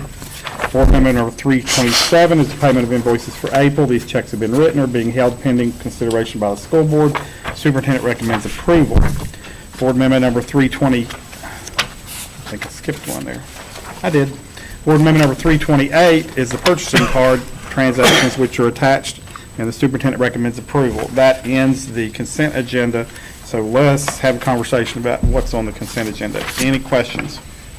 No big deal, but on the first one, 321, the second box over, it should be 2024/2025 school year, because it's 24/24. Okay. So, Was there any presentation planned on the math book? well, let's talk about, that's what I was getting ready to say, let's talk textbooks. Okay. Okay? So we got some committee members here. So let's start with elevator maintenance. What have y'all got to say about that? Sorry, that was the memo in front of me, so I'll just, all right.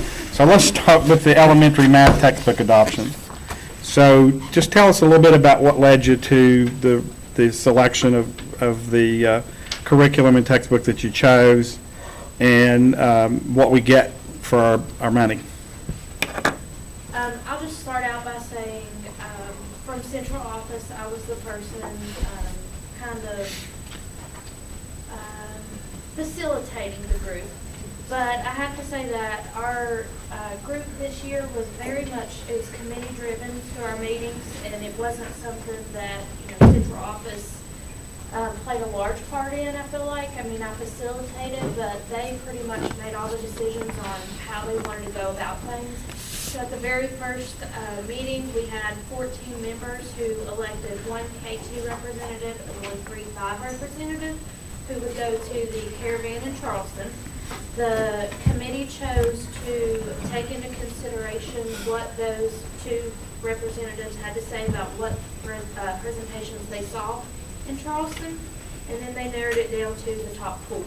So then we invited those top 4 book curriculum people down to do presentations just for our group, our committee.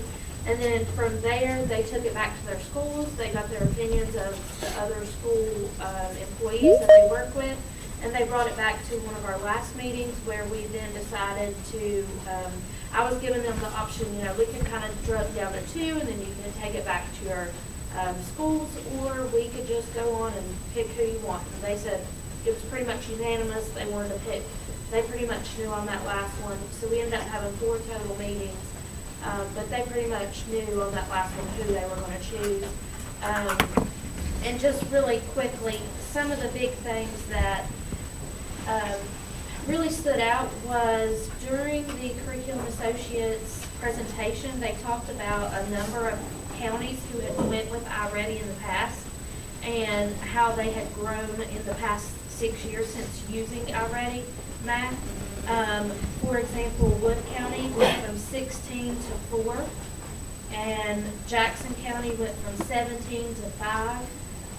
Tyler County went from 44 to 9 with their math rankings, and so those were some of the big jumps that we saw that they presented. We were like, wow. So like Dr. Atkins said, with iReady, our assessment piece that we have, the depth of knowledge and the higher level questioning that the students see is just so much more correlated to the GSA than anything else that they see. So a lot of the other textbook companies, they provided depth of knowledge level 1 and 2 questioning, which is the lower end of the questioning, but you could get online and look up the higher level questioning. However, iReady provided that up front. It wasn't another thing that those teachers were going to have to go and dig for. So that was one thing that they were really happy about, the higher level questioning. And the elementary committee did not know that 6 through 8 had already chosen iReady and was going to recommend iReady. So once they chose iReady and they found out that 6 through 8 was choosing iReady as well, they got really excited because One, it's the only program, K through 8, that had all green, all perfect on the Ed Reports, which is the group that looks at all the textbooks. So not only were they the only one that had all of those scores K-8, but we'll be able to track our data, and our kids are going to get that same knowledge from kindergarten up to 8th grade with their math programs, and I think that's huge. I don't know that we've ever had that before, so I think they were really excited about that. K1 is really heavy with hands-on. There's a daily built-in fluency piece that comes with the purchase. So that's for grades 2 through 5. I know a lot of schools use an additional purchase piece for their fluency, but they won't have to now because that's built in. There's PowerPoints for each lesson, so teachers were really excited about that. And another piece that they were excited about was there's videos that come along with the lessons as well. So if there's an absent student or a substitute or a reimagined day or whatever we want to think about it, you have that video on that lesson on hand as well. And I know I talked a lot, so I may have took everything that they were going to say, but I want to commend all of our committee members for being here and being on the committee. We had 14 total, so that was almost one from each school. We were missing 2 schools that just couldn't get representation, but we kept them in the loop by making sure they received all the information through email, and then kind of gave them a person on the committee to reach out to if they had questions. And so I just want to say thank you to you all for coming here tonight, and thank them as well for being here at all of our meetings. But they may have more they want to add. What do we get with this other than the textbook? So with that purchase, which I have to say, our previous purchase was around $800,000 for math textbooks, so we've really chopped it in half. And our committee really took that into consideration too whenever we were looking at them, because we know we got to be a little bit tighter with that stuff, and it's levy funds, and we got to look at it. So we will get the books, we'll get the online platform. Now, within that quote, our assessment piece is not priced. So our assessment and our pathways that our students already have and already do, that's going to be a separate price. But we have been told that we would get that price on a discount now that we are going with the math program as well. But for that 400 and whatever thousand it is, we will just get the books and 1 free day of PD, and we're working on the other days of PD as well. Okay. Well, we'll have the digital, everything digital, teacher textbooks, Sure. All that, but. Board members, questions? Yeah, I have a couple questions. First, and probably stupid, but I know iReady is this testing, teaching on the computer, but this is an iReady textbook? Well, it's So it Curriculum goes with- Associates. Yes, it's Curriculum Associates, iReady Math, and iReady Classroom. So it's the same company, Curriculum Associates, but it is a textbook. It's not a completely online program. Like, they're going to still get taught by a teacher, and the teachers are still going to have the online access to all the manipulatives and everything that they still need. But no, they still have a teacher that's going to be teaching them math. But they're coordinated, the testing and the text material are coordinated together. Yes, and it's gonna kind of feed off of each other and help out with data and reports. Okay. My other question, you might anticipate it. I assume some of you have had training on mathematical mindsets? Yes. Does this program include that type of thinking and work?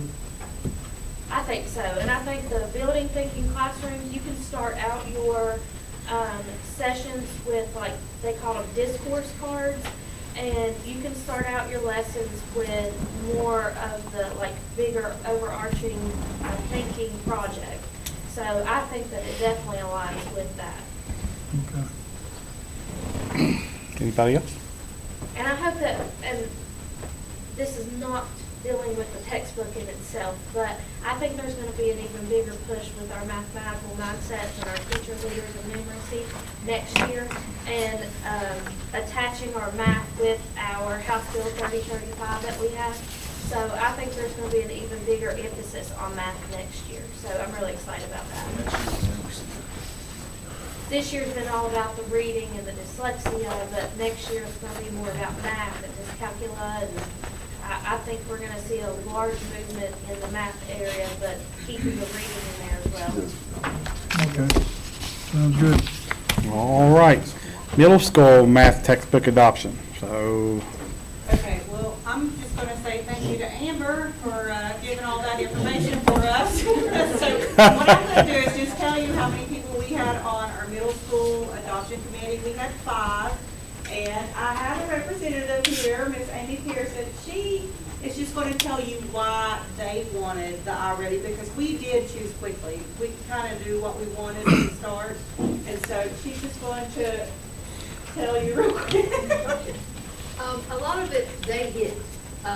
One of the big things for me was that they were actually using West Virginia data instead of national data to say, hey, this is what is happening over the years. The fact that they're modeling their practice questions forward, they have spent a lot of time researching the GSA questions and stuff and modeling them after that. We currently use iReady for deficits. With the program that we're using now is for the deficits. And I know like a lot of our teachers were, well, what about, why are they working on 4th and 5th grade stuff when I'm teaching 7th grade? And it took me a while to understand that too, is that what we're using now is for deficits, but this is curriculum. So they're still getting the remediation stuff from the deficits, and now with the iReady classroom, now we're doing the instruction part also. If you get into it, they're actually, for West Virginia, they're having a West Virginia tool block. So they're actually gearing stuff to West Virginia standards and stuff. And the rigor, they had talked about that. It's more in-depth problem solving. It's not just, okay, here's how you solve a problem. It's a lot of them thinking on their own, talking together in a group, trying to come up with a solution or how to solve a problem before the teacher starts facilitating that.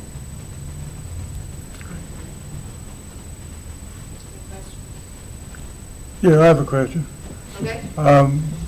When you were talking before about the counties that had this great improvement, I assumed you were just talking about the iReady program we've already done. But I'm guessing now you're saying those counties use these textbooks. Most of them are ones that are using the iReady for deficits and the iReady classroom together. Okay. We can share that with you. That's something Curriculum Associates provides. And the ranking we're talking about is in their math achievement on the Sunday. At the end of the year. Yeah. any other questions? All right, and we'll go to the high school math textbook adoption. Okay, and on that committee, we also had 5 people. I have 3 of those members here tonight. I have Miss Heather Austin, and I have Corey Walker and Leanne Owens. And as you saw, we have 2 different vendors in that adoption. Sometimes that is because of what's offered. One vendor may not offer every subject. So, and sometimes you have 2 selections, sometimes you have 4. It just depends. But anyway, I'm going to let them speak on that since they've already completed. They know why they chose. So, one thing that the high school, specifically Algebra 1, Geometry, and Algebra 2 had already decided was we did want something different. We were not happy with the Cengage product at that level. However, Pre-Calc, Trig, that group was happy with Cengage. They wanted to keep the product that they already had. So that's kind of how we split the difference between the 2. When we went to the textbook caravan, McGraw-Hill was the vendor that you could tell had worked the closest with the WVDE as far as the new standards that are coming out, mathematical habits of mind, building thinking classrooms, and mathematical mindset behind the product that they gave us. We had initially narrowed it down to 2 vendors, and what specifically I did was I talked to vendors, or to the people in our school who had the other vendors' products specifically for the English adoption that was a couple of years ago, and I saw that they were not real happy with what they had received. In some ways, they said there were lots of pieces lacking. But the McGraw-Hill product, McGraw-Hill was part of the science textbook adoption, and those teachers were very happy with the implementation, the service, the seamless transition back and forth. What I personally liked being a special ed math teacher is the differentiated instruction, multiple problems of different levels, multiple examples, and also including the problem solving and the collaborative work that were in a lot of the different examples that we had received. One other piece about the McGraw-Hill product is that their online platform was called Alex. Alex is the online platform that's being used by colleges and universities, one WVU, for example. So students that are taking math and science courses at WVU, they use the same online platform, Alex, that this particular product offers, the high school. The test banks seem to be very advanced when compared to the others. More opportunities to pull additional problems for practice and study, which is always a complaint from our teachers at the high school level, from other textbook companies. So McGraw-Hill just seemed to check all the boxes that all of our high school teachers have been asking for in the county. The difference in Cengage, which was the product we were using, and McGraw-Hill is like Leanne says, McGraw-Hill seems to better service the regular ed student or special ed student. Cengage is for an advanced student, and the regular ed teachers noticed that. In Algebra 1, Algebra 2, and Geometry, the textbook was really advanced for many of their students, and they had to find other resource materials to compensate for that. So that was one of the reasons for the change. So it says all supplemental resources are included. Were you satisfied with the supplemental resources that they're offering? Are there digital resources as well? Yes. I mean, that's the Alex you're talking about, right? Yes. Okay, all right. Ms. British? Yes, If I may. please. And I was not involved in the textbook selection process. However, having observed this going on for years. Right. Okay? I'm going to make an observation. For years, we've heard our teachers say, we wish we had a textbook that was written to address the West Virginia content standards, whatever the phrase will be currently, career college graduate standards. Well, being a small state, that has not been a luxury that we've been afforded in the past. Usually textbook companies develop textbooks to address California's standards or New York's standards or whatever the case may be. And then they do a cross-reference. They said this textbook covers 80% of West Virginia standards or 60% of West Virginia standards, whatever the case may be. Based on what we had available to us this year through Curriculum Associates primarily, okay, we have a textbook that is developed to address the West Virginia standards. I think that is a huge part of elementary and middle school selection process. Correct? Yeah, but the McGraw-Hill is also. Right, exactly. We finally have textbooks that were developed to address our standards. So that's a huge part of this decision-making process this year. Okay, great. Would it be safe to say that the Curriculum Associates / iReady does not do a high school text? They don't, they only go through A. They're working on it. Remember, he said they're working He on talked about that when he presented, yeah. But it's going to be a few years out, I think. I think it's also important to commend the committees and Amber and Angie for being budget mindful as well. Absolutely. We're purchasing curriculum for about half what we did in 2018, and in this inflationary environment, Which is great, absolutely. Leaves us in a better situation fiscally. Good point. I think it's one of those benefits of digital technology. They can pull pieces in and out of a textbook. Well, this is the West Virginia standard, so we'll plug this here. It's similar to Virginia standard or Kentucky standard. We'll just keep overlapping until we've created a textbook for West Virginia. And since they're not having to print them all, they create the digital book and then print them. It helps a lot. I think that's probably part of what we're seeing. Also, I think they're worried to death about digital textbooks, to be honest with you. I think they see that coming down the pike. I'm a book guy myself, but, I'm also old, so what can I tell you? A lot of the as a former teacher and having served on these committees before, very seldom was I able to find a textbook that I think did a bang-up job on every subject. So just a word what I used to do, and it's something I'm sure some of you all do.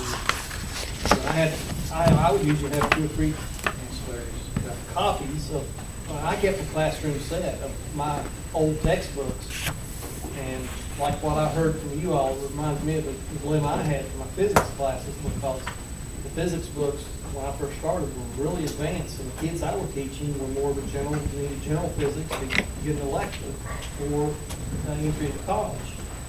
But sometimes those books the book that we adopted wouldn't do a bang-up job on certain areas, so keep you a classroom set of the old text. I usually keep about 25 to 35, depending on, and then I kept them, and we'd put those books up, and then we'd get the other books out sometimes to look at something that probably another textbook does a better job. Of course, with today's internet and things, there's just so many ancillary things out there. I would love to teach today just because my magic tricks wouldn't be as amazing today. That's true. But you know what I mean, teachers. Okay. Don't throw everything out. If you've got a textbook or another physical copy of something that does a good job, save it and put it in your arsenal, along with your textbook that you can send home with your kids. I think that one thing that this is curriculum associates is not going to be given is the manipulatives, and I think everybody on the committee talked about, we've got so many manipulatives it doesn't even matter, or that kind of conversation. But I think at the end of the day, it's worth saying that although the price is almost cut in half what it was 6 years ago, 5 years ago, that they're not settling on something that's not going to get the job done. That they're getting something with some true educational substance to it, and I think that we'll see that in our scores. I really do. So I think they've done a really good job, and I don't think that although the pricing was on the lower end compared to some of the others, I don't think that we're settling for something that's not going to be good for us or beneficial. Good. Well, we do appreciate that you take the time to do this, because we know it's extra and you've got a million things to do anyway, but we do appreciate that. And I would comment in passing that most teachers I know are hoarders. When you go in their room, they're stuffed everywhere, and you're like, I know where it is, let me find it, I'll get it. I know where it is, I'll find it. So, I think they take your advice and, I'm sure they do. they use it, yeah. So, is there anything else on the? Throw your stuff away this summer. Is there anything I else move on we the approve the consent agenda? There's a motion to approve the Second. consent agenda, and there's a second. Questions, comments, or discussion? Then on the consent agenda, all in favor signify by saying aye. Aye. Opposed likewise. That motion carries 5 in favor and none opposed. You guys are welcome to leave if you want to. I know y'all got Thank you all for school being tomorrow, here. you've worked all day, so feel free. We'll just keep going along. I do think it's important too to recognize Leslie's keeping us budget safe. She's keeping our mind focused on, let's think about what things cost, and it's made a huge difference. Yeah. Good job, Les. We're about to reward her, or punish her, I don't know. Yeah, which one is it? I'm not sure, but we're getting ready to do something to her. I don't know what it is exactly. I don't think All it's right, so board member number 329 is appointment of treasurer and attendance director, and that would be Leslie Wellman and Russell Lippincott, Move to be respectively, for the 24-25. So I've got a motion to approve. Is there a second? There's a motion and a second. Any discussion? Then on the motion, all in favor signify by saying aye. Aye. Opposed likewise. That motion carries 5 in favor and none opposed. Board member number 330 is a proclamation for Teacher Appreciation Week, and it reads as follows. I, Edward T. Tobin, Superintendent of Mercer County Schools, by virtue of the authority vested in me by the Board of Education, do hereby proclaim May the 7th, 2024 as National Teacher Appreciation Day, and May 6th through May 10th, 2024 as National Teacher Appreciation Week. I call upon students and parents to recognize the hard work and dedication of our county's teachers, and to observe this day and this week by supporting our teachers. I therefore, Gregory S. Prudish, somebody did a typo there. Mr. Timon, were you playing with the computer again? No, I'm looking. On behalf of Mercer County Board of Education, to affirm the proclamation that May 6th, May 10th, 2024 is National Teacher Appreciation Week. Signed this the 22nd day of April, 2024.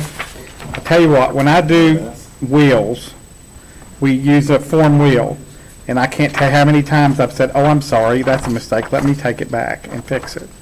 Because when you use a form, you always make sense. So it's got for my signature, but it says that you're the superintendent of the school, so I'm not sure if it was for both of us or It's one got of him us. at the top and then you at the It's bottom. been that way all along. I thought it was ridiculous when I was president. It didn't seem to make sense. So we'll fix that part, but is there a motion to approve the proclamation? Sure. Yes. Is there a second? There's a motion and a second. All in favor, signify by saying aye. Aye. Opposed likewise.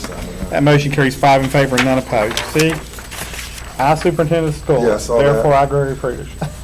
That's the way it's always been, hasn't it? It has. Yeah. 'Cause I remember complaining when I was president, it didn't make sense. But then why is it for my signature and not his? I agree with you, Well, the 100%. second to last That's what he's saying. He I agree didn't, with you 100%. And you're authorizing it. Therefore, you're approving. This is the one I signed? No, I think you got the original. You got one. We'll fix the typo and I'll bring. You don't have to fix the typo, they've now explained it.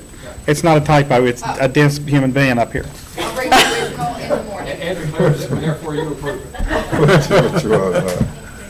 I'm just dense, what can I tell you? I mean, that's not very clear. I read it and I'm like, that makes no sense at all. I Somebody still don't fix think that. it's that I don't get clear it. the way it is. Okay. I know what they mean, but I think Todd kind of clarified it. He declared it and I approved it, or the board approved it and I signed on the board's behalf. So, yeah, I get it, but it's still confusing. All right, board memo number 331, you should have a revised board memo for the 24-25 proposed budget. It includes the current expense fund, special levy fund, permanent improvement fund, capital project fund, special revenue fund, and special revenue ESSER ARP fund. The proposed total budget for 25 is $152,047,954, and the superintendent recommends approval. Is there a motion to approve? I moved. Is there a second? Second. There's a motion and a second. Any further discussion or commentary on the earlier conversation we had? I have a question. Did the legislature pass the raise for school boards? And that's reflected in these numbers? Yes. So not quite $200 a month. 2,200, wait, is that right? Yeah. So that memo was replaced with a new, that's an incorrect. You should have a revised We have memo. a revised memo. It should have been at your desk when you got here. But the raise is included. It's attached to this whole packet. You should have, it should look at the props. That's a It should say staple, revised. yeah. So the raises this year are $2,460 for professionals and $1,400 for service. Yeah, because this was $2,300 a month. That was incorrect. Would have been nice though, wouldn't it? It's more, it's $2,460 for professionals. But not a month. It says per month. Oh, okay, yeah, that, I didn't, Sign me up. sorry. You go back to teach. Annually, sorry. Right. Okay. Anything else? Then on the motion, all in favor signify by saying aye. Aye. Opposed likewise. That motion carries 5 in favor and none opposed. Board memo number 332 is the Lenovo student replacement devices.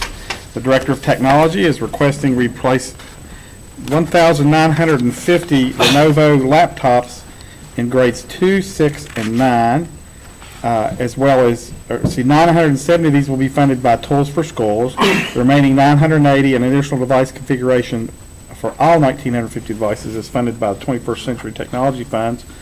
Cost per device is $316.13 plus a $10 initial device configuration labor fee. Total cost is $612,553.50. Superintendent recommends approval of these computers from Zones in the amount as just mentioned. Is there a motion to approve? Second. There's a motion and a second. I have a question that's kind of related to this, but not exactly. Brent, somebody asked me the other day, and I don't know how to answer this. What's the process of, like, if a student is having an issue with their computer, let's say it's missing like a key or something, what would be, what's the process for getting those repaired or replaced? I assume somebody at the building level gets that report initially, or? Building level, so the way it should work is the building level person, usually the sysop, or if you've got a library media test person, they've got swappable machines that they can swap that out with a device, and then it's sent in for repair. There should also be issued a charge for those broken keys. Okay. So that's kind of that's what we're working on right now, because we've seen that a lot where they're tearing off keys maliciously and need to get replaced. But yes, every school's got 3% spares. So Okay. we keep a stack of spares all the time because we don't want downtime for the student. Right. And so we can't fix it right away, so they can send it in for repair through the school. Heads runs twice a week. The heads picks it up, they send it to the tech office swaps them out, fixes them, puts them right back. Does that go back to the original student, or they just keep the replacement one in it? Keep the replacement. And then it goes back to be another spare? Okay. And that's why we encourage them to use OneDrive as well, to make sure that their files are backed up with OneDrive, because if something like that does happen, or their device becomes unusable, they don't lose everything. Right. Well, there's probably not a lot of storage capability on those devices, is there? 30 gigs, 40 gigs almost. So, yeah. Okay. It's quite a bit, yeah. Yeah, it is. Back in the day, that was thousands of. That was a lot. so- Yeah. Okay. Any other questions? Then on the motion, all in favor, signify by saying aye. Aye. Opposed likewise. That motion carries 5 in favor and none opposed. Board memo number 333 is Apple iPad student and teacher device refresh. Director of Technology is seeking authorization to purchase 2,360 Apple iPads to replace all current devices in grades pre-K to 1. The price includes a device case, 4 years of Apple Care, and additional device configuration and deployment. This is through Apple state contract. The cost of refreshing for these 2,360 iPads is $976,214 using ARP funds for learning loss. Superintendent recommends approval of this purchase from Apple in that amount. Is there a motion to approve? Move we approve. Is there a second? There's a motion and a second. Questions, comments, or discussion? Then on the motion, all in favor signify by saying aye. Aye. Opposed likewise. Money that we had to use. Motion carries 5 in favor and none opposed. This sets us up about 5 years with iPads. Thought you said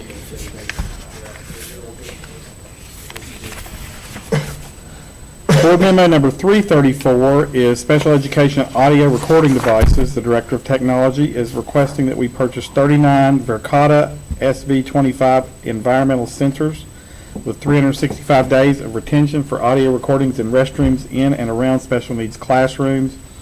The total cost for the 39 devices, including a 1-year software license, is $40,081.47 using funding from a 21st Century grant. The vendor is under a contract with the state, if I read this correctly. Labor to install the devices totals $30,758.70, and also will be funded through a 21st Century Technology grant. Superintendent recommends approval of the purchase and installation of the 39 Verkada SV25 environmental sensors in the amount of $70,780.17 to Advantage Technology. Is there a motion to approve? Is there a second? Second. There's a motion and a second. Questions, comments, or discussion? Yeah, I would assume that since this was came down from up above, we have to do this. You looked at all schools to determine how many and where they would be placed. Phil actually made a list, and that's what we've been working from, based on special ed recommendation of where those need to go. Because there's a few in question of students that use regular restrooms, or we don't know, we have to rely on them. So did Lynn leave a list of where those were? Yes, that's what that totals up to the 39. Also, we did apply, just to note for the board, we did apply for the waiver last year for these audio devices. We kind of left it, this was thrown on all the districts by that House bill, that 3271, very quickly. So we wanted to vet out some options, and this was based on talking to other counties and what's been done out there, was the best option we had. So we kind of let the other ones dive in last year, and most of the districts in the budget will try to account for the audio devices and satisfactorily. Another thing to note is the 365-day retention. We are by law, we have to hold those recordings for 365 days. So that limits the options on what you can do. Who's doing the installation? They'll come and do it themselves.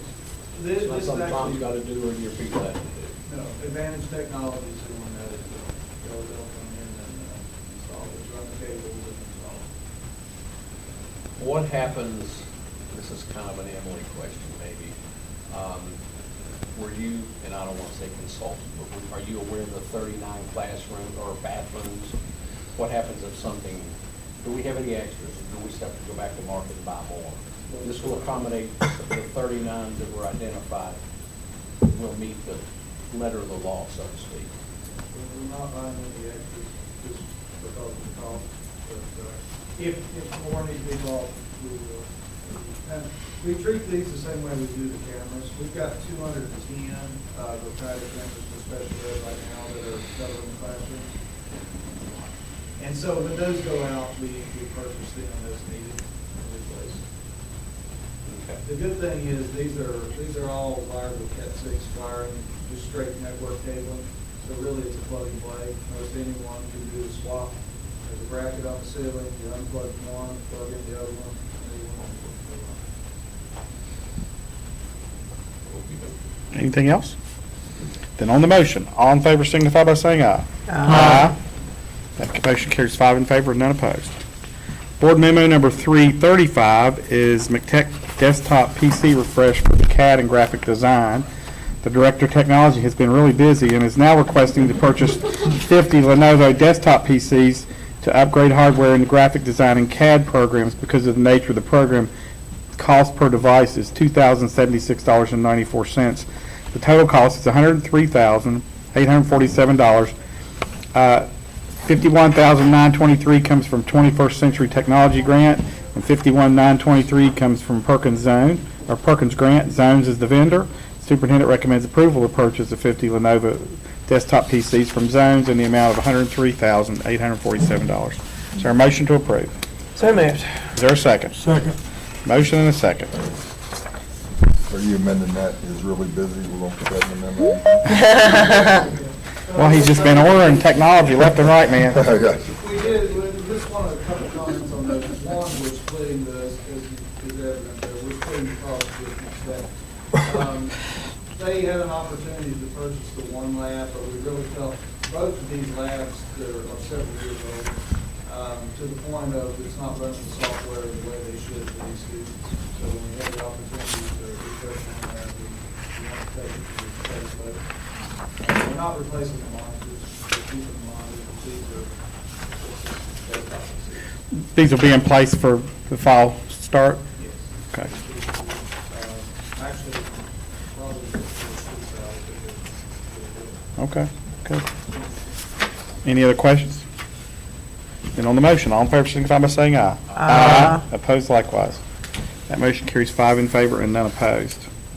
Am I correct that the next two memos kind of overlap each other? Yes, sir. You approve one and then the other one is. All right, so let's take them both together and then we'll talk about it. The first one is Board Memo number 336, and it's the motion, or it's the recommendation to abolish the position of behavior analyst. Board Memo number 337 is adjusting the school psychologist position to include, I believe, duties of the behavior and analyst position. Is that a correct reflection of what we're doing here? Okay. All right, so let's get them on the table, and then we'll get it on the floor, and then we'll talk about it. So, Board Member number 336, is there a motion to approve? So moved. Is there a second? All right. I'm going to run these kind of parallel to each other. So is there a motion to approve board amendment number 337? So moved. I know it's unusual, but I'm going to do it that way since they're basically attached at the hip with each other. All right, so now, questions? Explain what you're doing. So our behavior analysis, Dr. Shaman is retiring at the end of April, and so we advertised that position. And we advertised it, Lynn had advertised it as a PCBA, which is very hard to find, they're very rare, or with the endorsement of office. So we only had one applicant apply, and we didn't feel like it was a very good fit because doing behavior plans, you need to not only know like all of special ed, you need to know the testing process behind that. So then I talked to Mr. Rowling and to Dr. Atkins and to Mr. Cohen to ask about to restructure that job as a school site. So that would allow me the freedom to have that person do all the behavior testing, which a school site would have that experience in their classes with their EBS. Then it would also allow me to, if Dr. Texera, our contracted school site, is overloaded with testing, would allow me to use that person for site testing and counseling, because right now I have a sub, Larry Lester, who does half-time students. In my practice, anytime you change something, you wanted in the minutes to prove that you had that and Sure. changed everything, and I don't know if we did that, because that's what I've done in my career. So we don't currently have a school psychologist position, or we do? We do. Okay, We have a behavior analyst, but they're retiring. right. And we don't really have somebody to replace them. Okay. How many school psychologists do we have? Currently employed, we have a half-time school site, and we would have, then she contracts out for all psychological testing. Are they going to be able to do all this? Correct the history, the history of our school psychology. Okay? We have, for the last 25 years probably, employed half-time school psychologists. Okay? And then we contracted with them to do our special education testing. Bottom line, special education testing can be a long drawn-out process. And we found that by 25 years ago, Dr. Akers made a recommendation to do this, because we found by paying them contractually, they got done quicker. Okay, so they didn't get paid, they didn't get it completed. Gotcha. So that was kind of the idea there, to have half-time psychologists that did the other responsibilities besides testing. So we currently have 2 half-time school psychologists for that purpose. This is actually going to add a third psychologist. Okay, so we are increasing the number. That was my concern. That answers that. Okay, that takes care of that. All right. Anything else from anybody? All right, then on the motion to eliminate the behavior analyst position, I'm assuming at the end of this gentleman's term and not tomorrow. It's a female. Then all in favor signify by saying aye. Aye. Opposed likewise. That motion carries 5 in favor and none opposed. Board amendment number 337 is approval of the adjustments to the school psychologist position, and that's on the floor. If there's nothing further to discuss, then on the motion, all in favor signify by saying aye. Aye. Opposed likewise. That motion carries 5 in favor and none opposed. All right.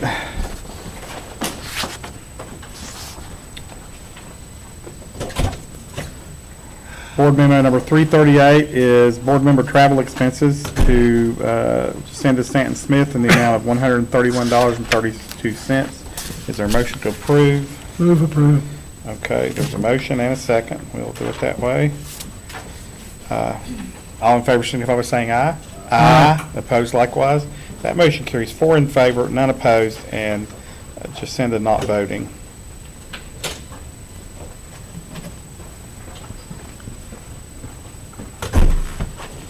All right. Board memo number 339 is the last action item on the agenda, and it is the personnel agenda. And you should have received when you arrived today the full agenda, or the full recommendations. Didn't want to work. Excuse me. Okay.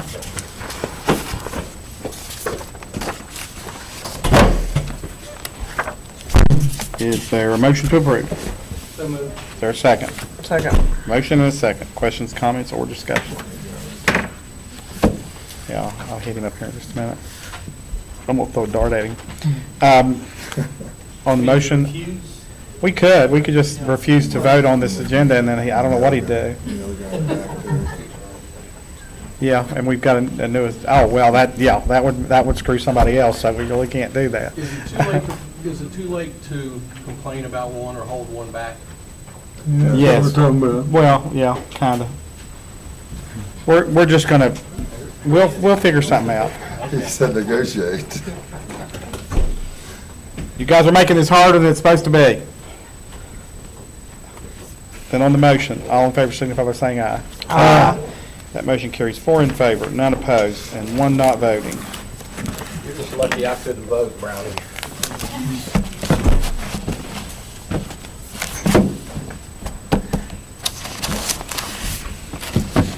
Okay, so we got a new assistant principal at Princeton High School now. Congratulations, Derek. We've got to find an assistant superintendent. Thanks a lot, Todd. Before this new policy manual. We appreciate Maybe your that was a good incentive to retire. many years of service to the Mercer County Schools. You've done a stellar job. You should be very proud of your service, and you've impacted a lot of kids positively and in many different ways, not just as a teacher or administrator, but as a coach and as a scraping the ballpark and just going after kids that are sliding, and you tell them, look, you got to get your act together. So you've done a great thing and a great service for people. And, you know, people don't look at teachers and go, thank you for your service, but I'm going to say thank you for your service, okay? Absolutely. Go ahead. These kids that are disciplined is going to miss a hug Yeah. when it's over with. And when I was looking for a job and Mercer superintendent was open, I had a friend do some checking around and thinking, and I knew Todd, Mr. Browning through OEPA and several things we went on, and it was always a good team to go out with him, and especially for his size, because I was a little bit littler guy then, you know, and doing that. And but I had a guy checking. I said, you know, this might be a neat part of my career to be an assistant superintendent. Maybe Todd Brown get this superintendent job, and I'll come down and be his assistant superintendent. And they said, no, Todd's not doing it. And I put my name in the hat, but I tell you, he's been an incredible assistant, and his demeanor and friendship, and that's been amazing. But I was ready to be your assistant, but after some of the things you have to do on your phone, I don't know if I want to do that or not. Because we don't know what I don't know, right? I thought I could be your assistant after seeing what you do. I couldn't have done that. Yeah. So I just want to say those things, and thank you, Mr. Browning, and we got a good few months coming up too. Enjoy your retirement, and we are going to tap into your institutional knowledge. You don't get away that easy. We'll find a way. Thank you. We'll find a way. Okay. Administrative notes. If anybody, Mr. Browning, Dr. Atkins, you guys want to start? Anything you want to add? I think we shared earlier, Yeah. math textbooks already, and we shared a lot. So Good. Okay. Mrs. Harrison? It's coming. Ms. Harrison, Dr. Bowman? Anything? We'll see you all tomorrow night at the Power Banquet, and then a week later at the Teacher of the Year Banquet. No. That's it. Don't forget to talk about graduation. Mrs. Wellman? Yeah. Anything? Your team? Thanks for reminding Thank you me. guys for being here too, and all your work. Yes, y'all did a great job Yes, tonight. it's excellent. You make it so understandable, and you do it in a very efficient manner.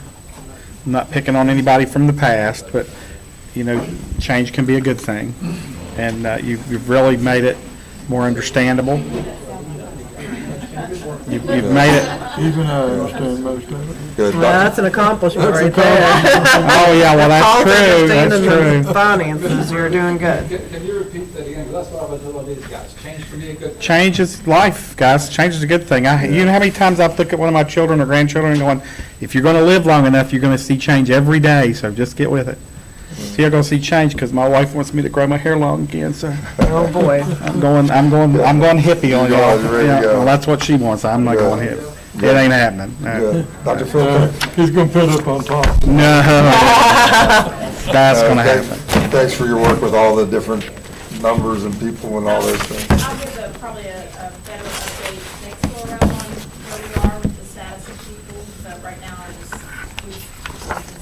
They've been It looked like there were a lot of still shifting in the professional. A lot going on in the professional. I'm going to back up 1 second. here. So, just a real quick update.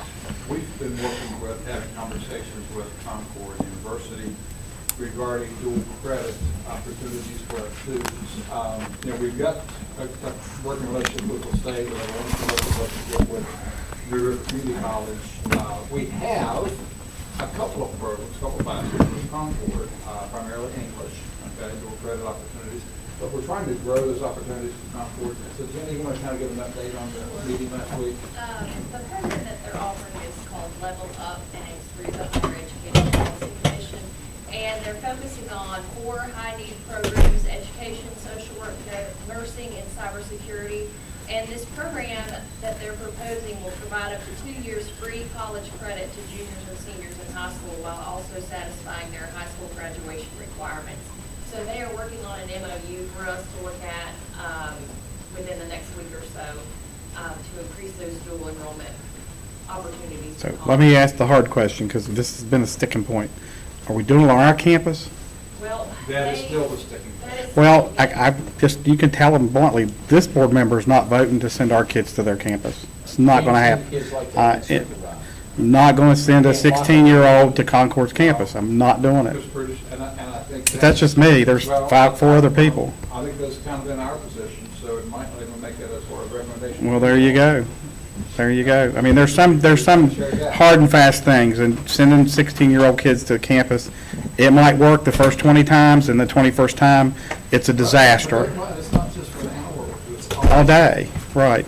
Right, it's just not if a parent wants to send them to Concord, that's between the parent and Concord. But for the school system to send them to Concord, that's a big leap.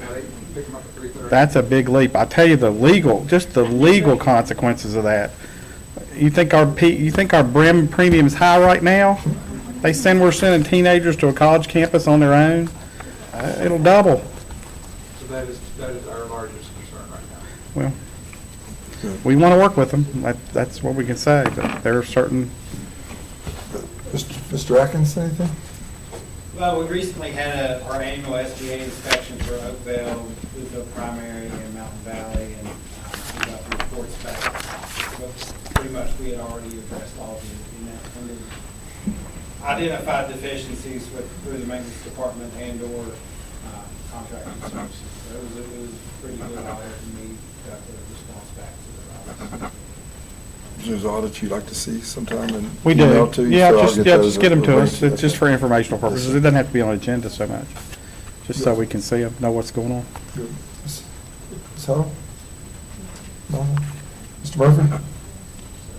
Don't let him. He don't need to say anything. Good. He's already spent. Good.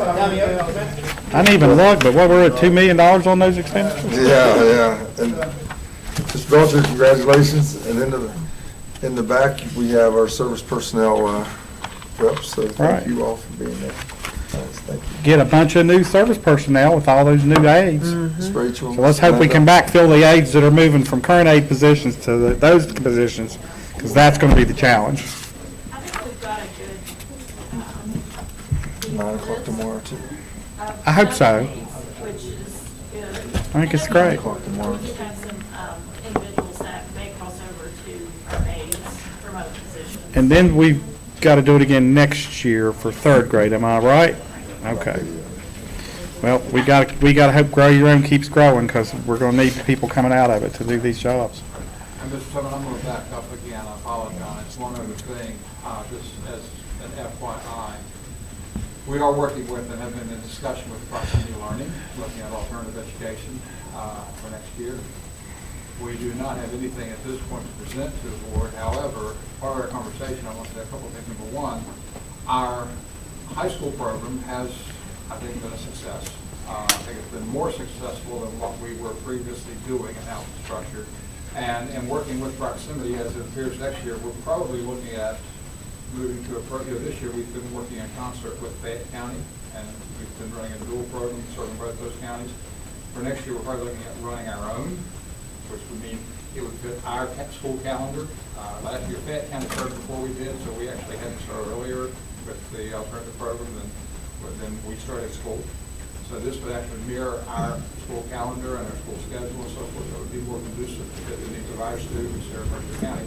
The other thing we are also exploring is the possibility of extending it to the middle school level.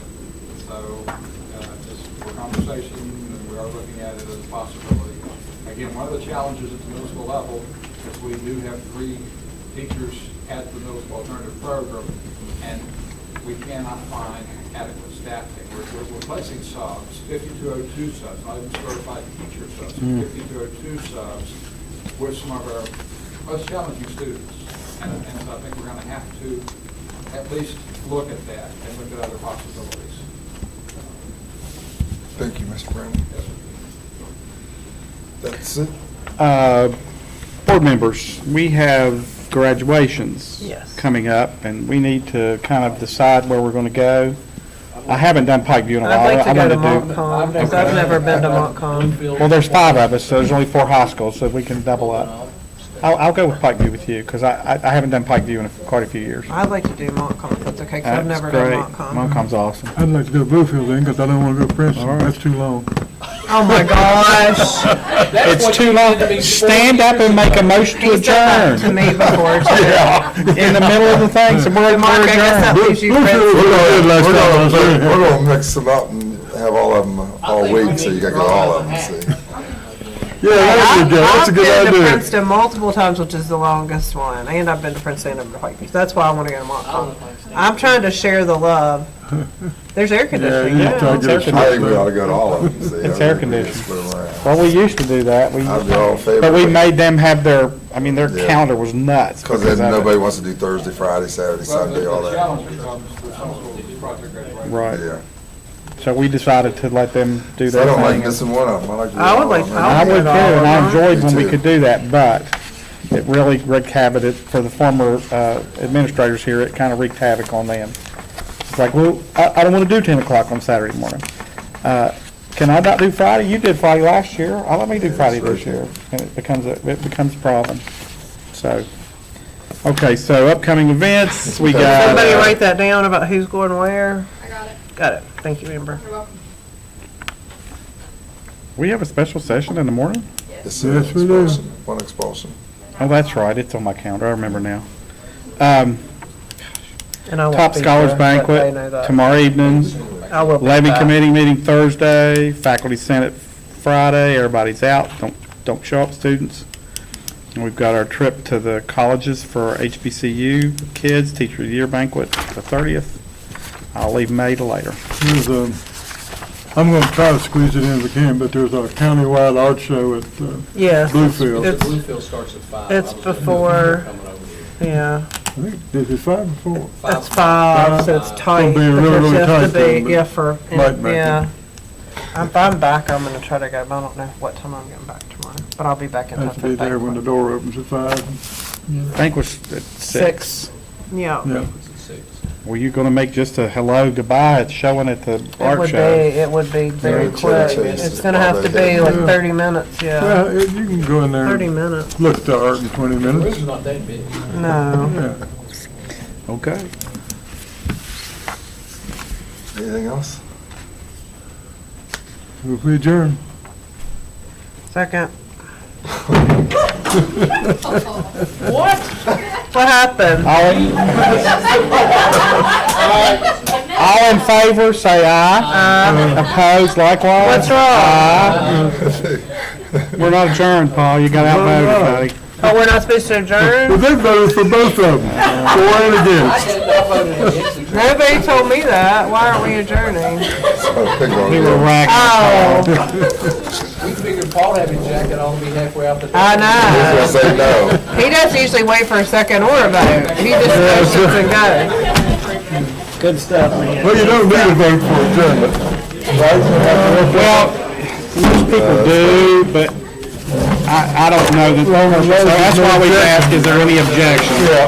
Thank you all. Thank you. Thank you, guys. You're welcome. Happy birthday. Thank you. You too. Happy birthday. Thank you. I'll see you at the banquet tomorrow. I'm gonna be in here in the morning. Okay. I'm gonna go back there and get some more of that cake. So we can have Penny can complain about, why are you bringing that cake in here? And then she eats it all in 2 days. I'll bring it up here if you want, because I'm going to send it home with him. I'm gonna go get it. You get it up there. I'll come back and get it. Okay, bring the plates and all that with All you. right. I want to get it. Oh, Greg's got it. The plates are back there, right? You need to show Ernie your birthday present. Yeah. Ernie. Hey, doctor. He's going to be jealous, I'm sure. You have to see his birthday present I got him. Oh. You'll appreciate it. Of course. I'll get that. I'll be running out on the field this year. Thank you. I'm becoming a Hokie. He's a Hokie. My father-in-law says you damn You're stuck Hokie. with us now. Yeah, he's a Hokie. Oh, he's still bleeds. Todd, you are? One school you can read for their sports program at least. That's true. And it's not great. Well, it's not Virginia Tech usually either, unfortunately. Happy birthday, Alton. Thank you. Okay, sounds good.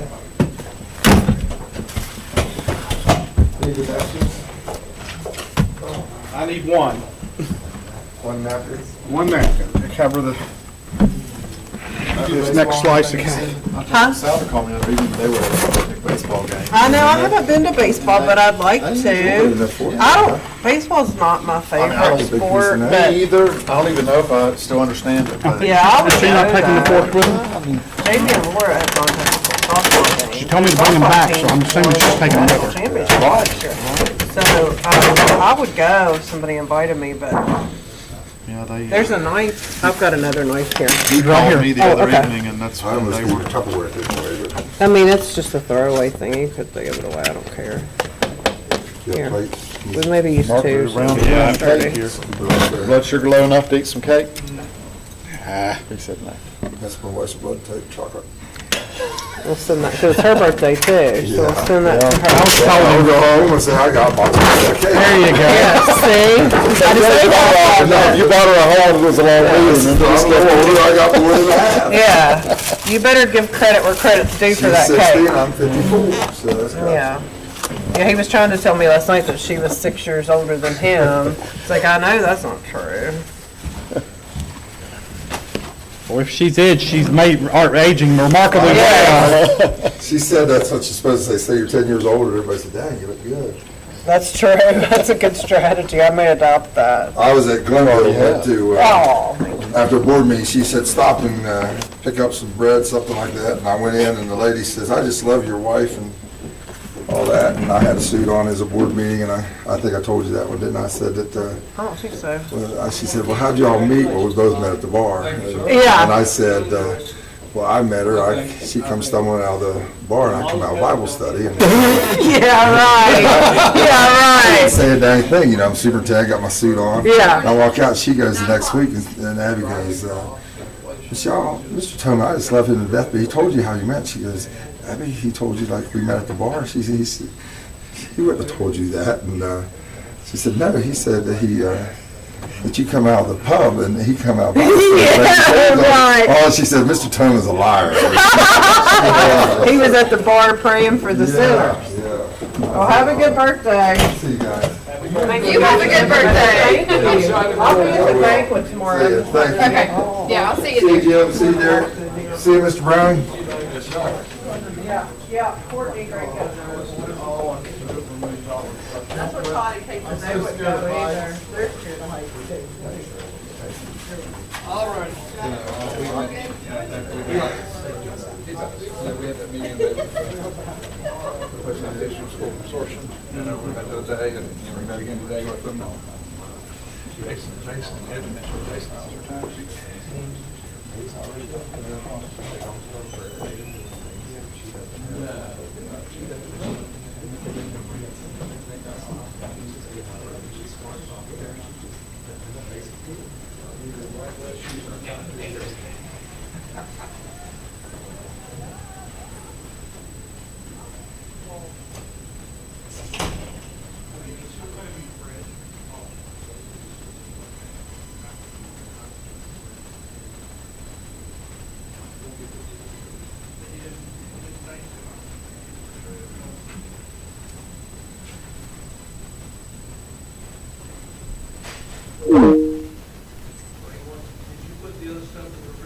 I did.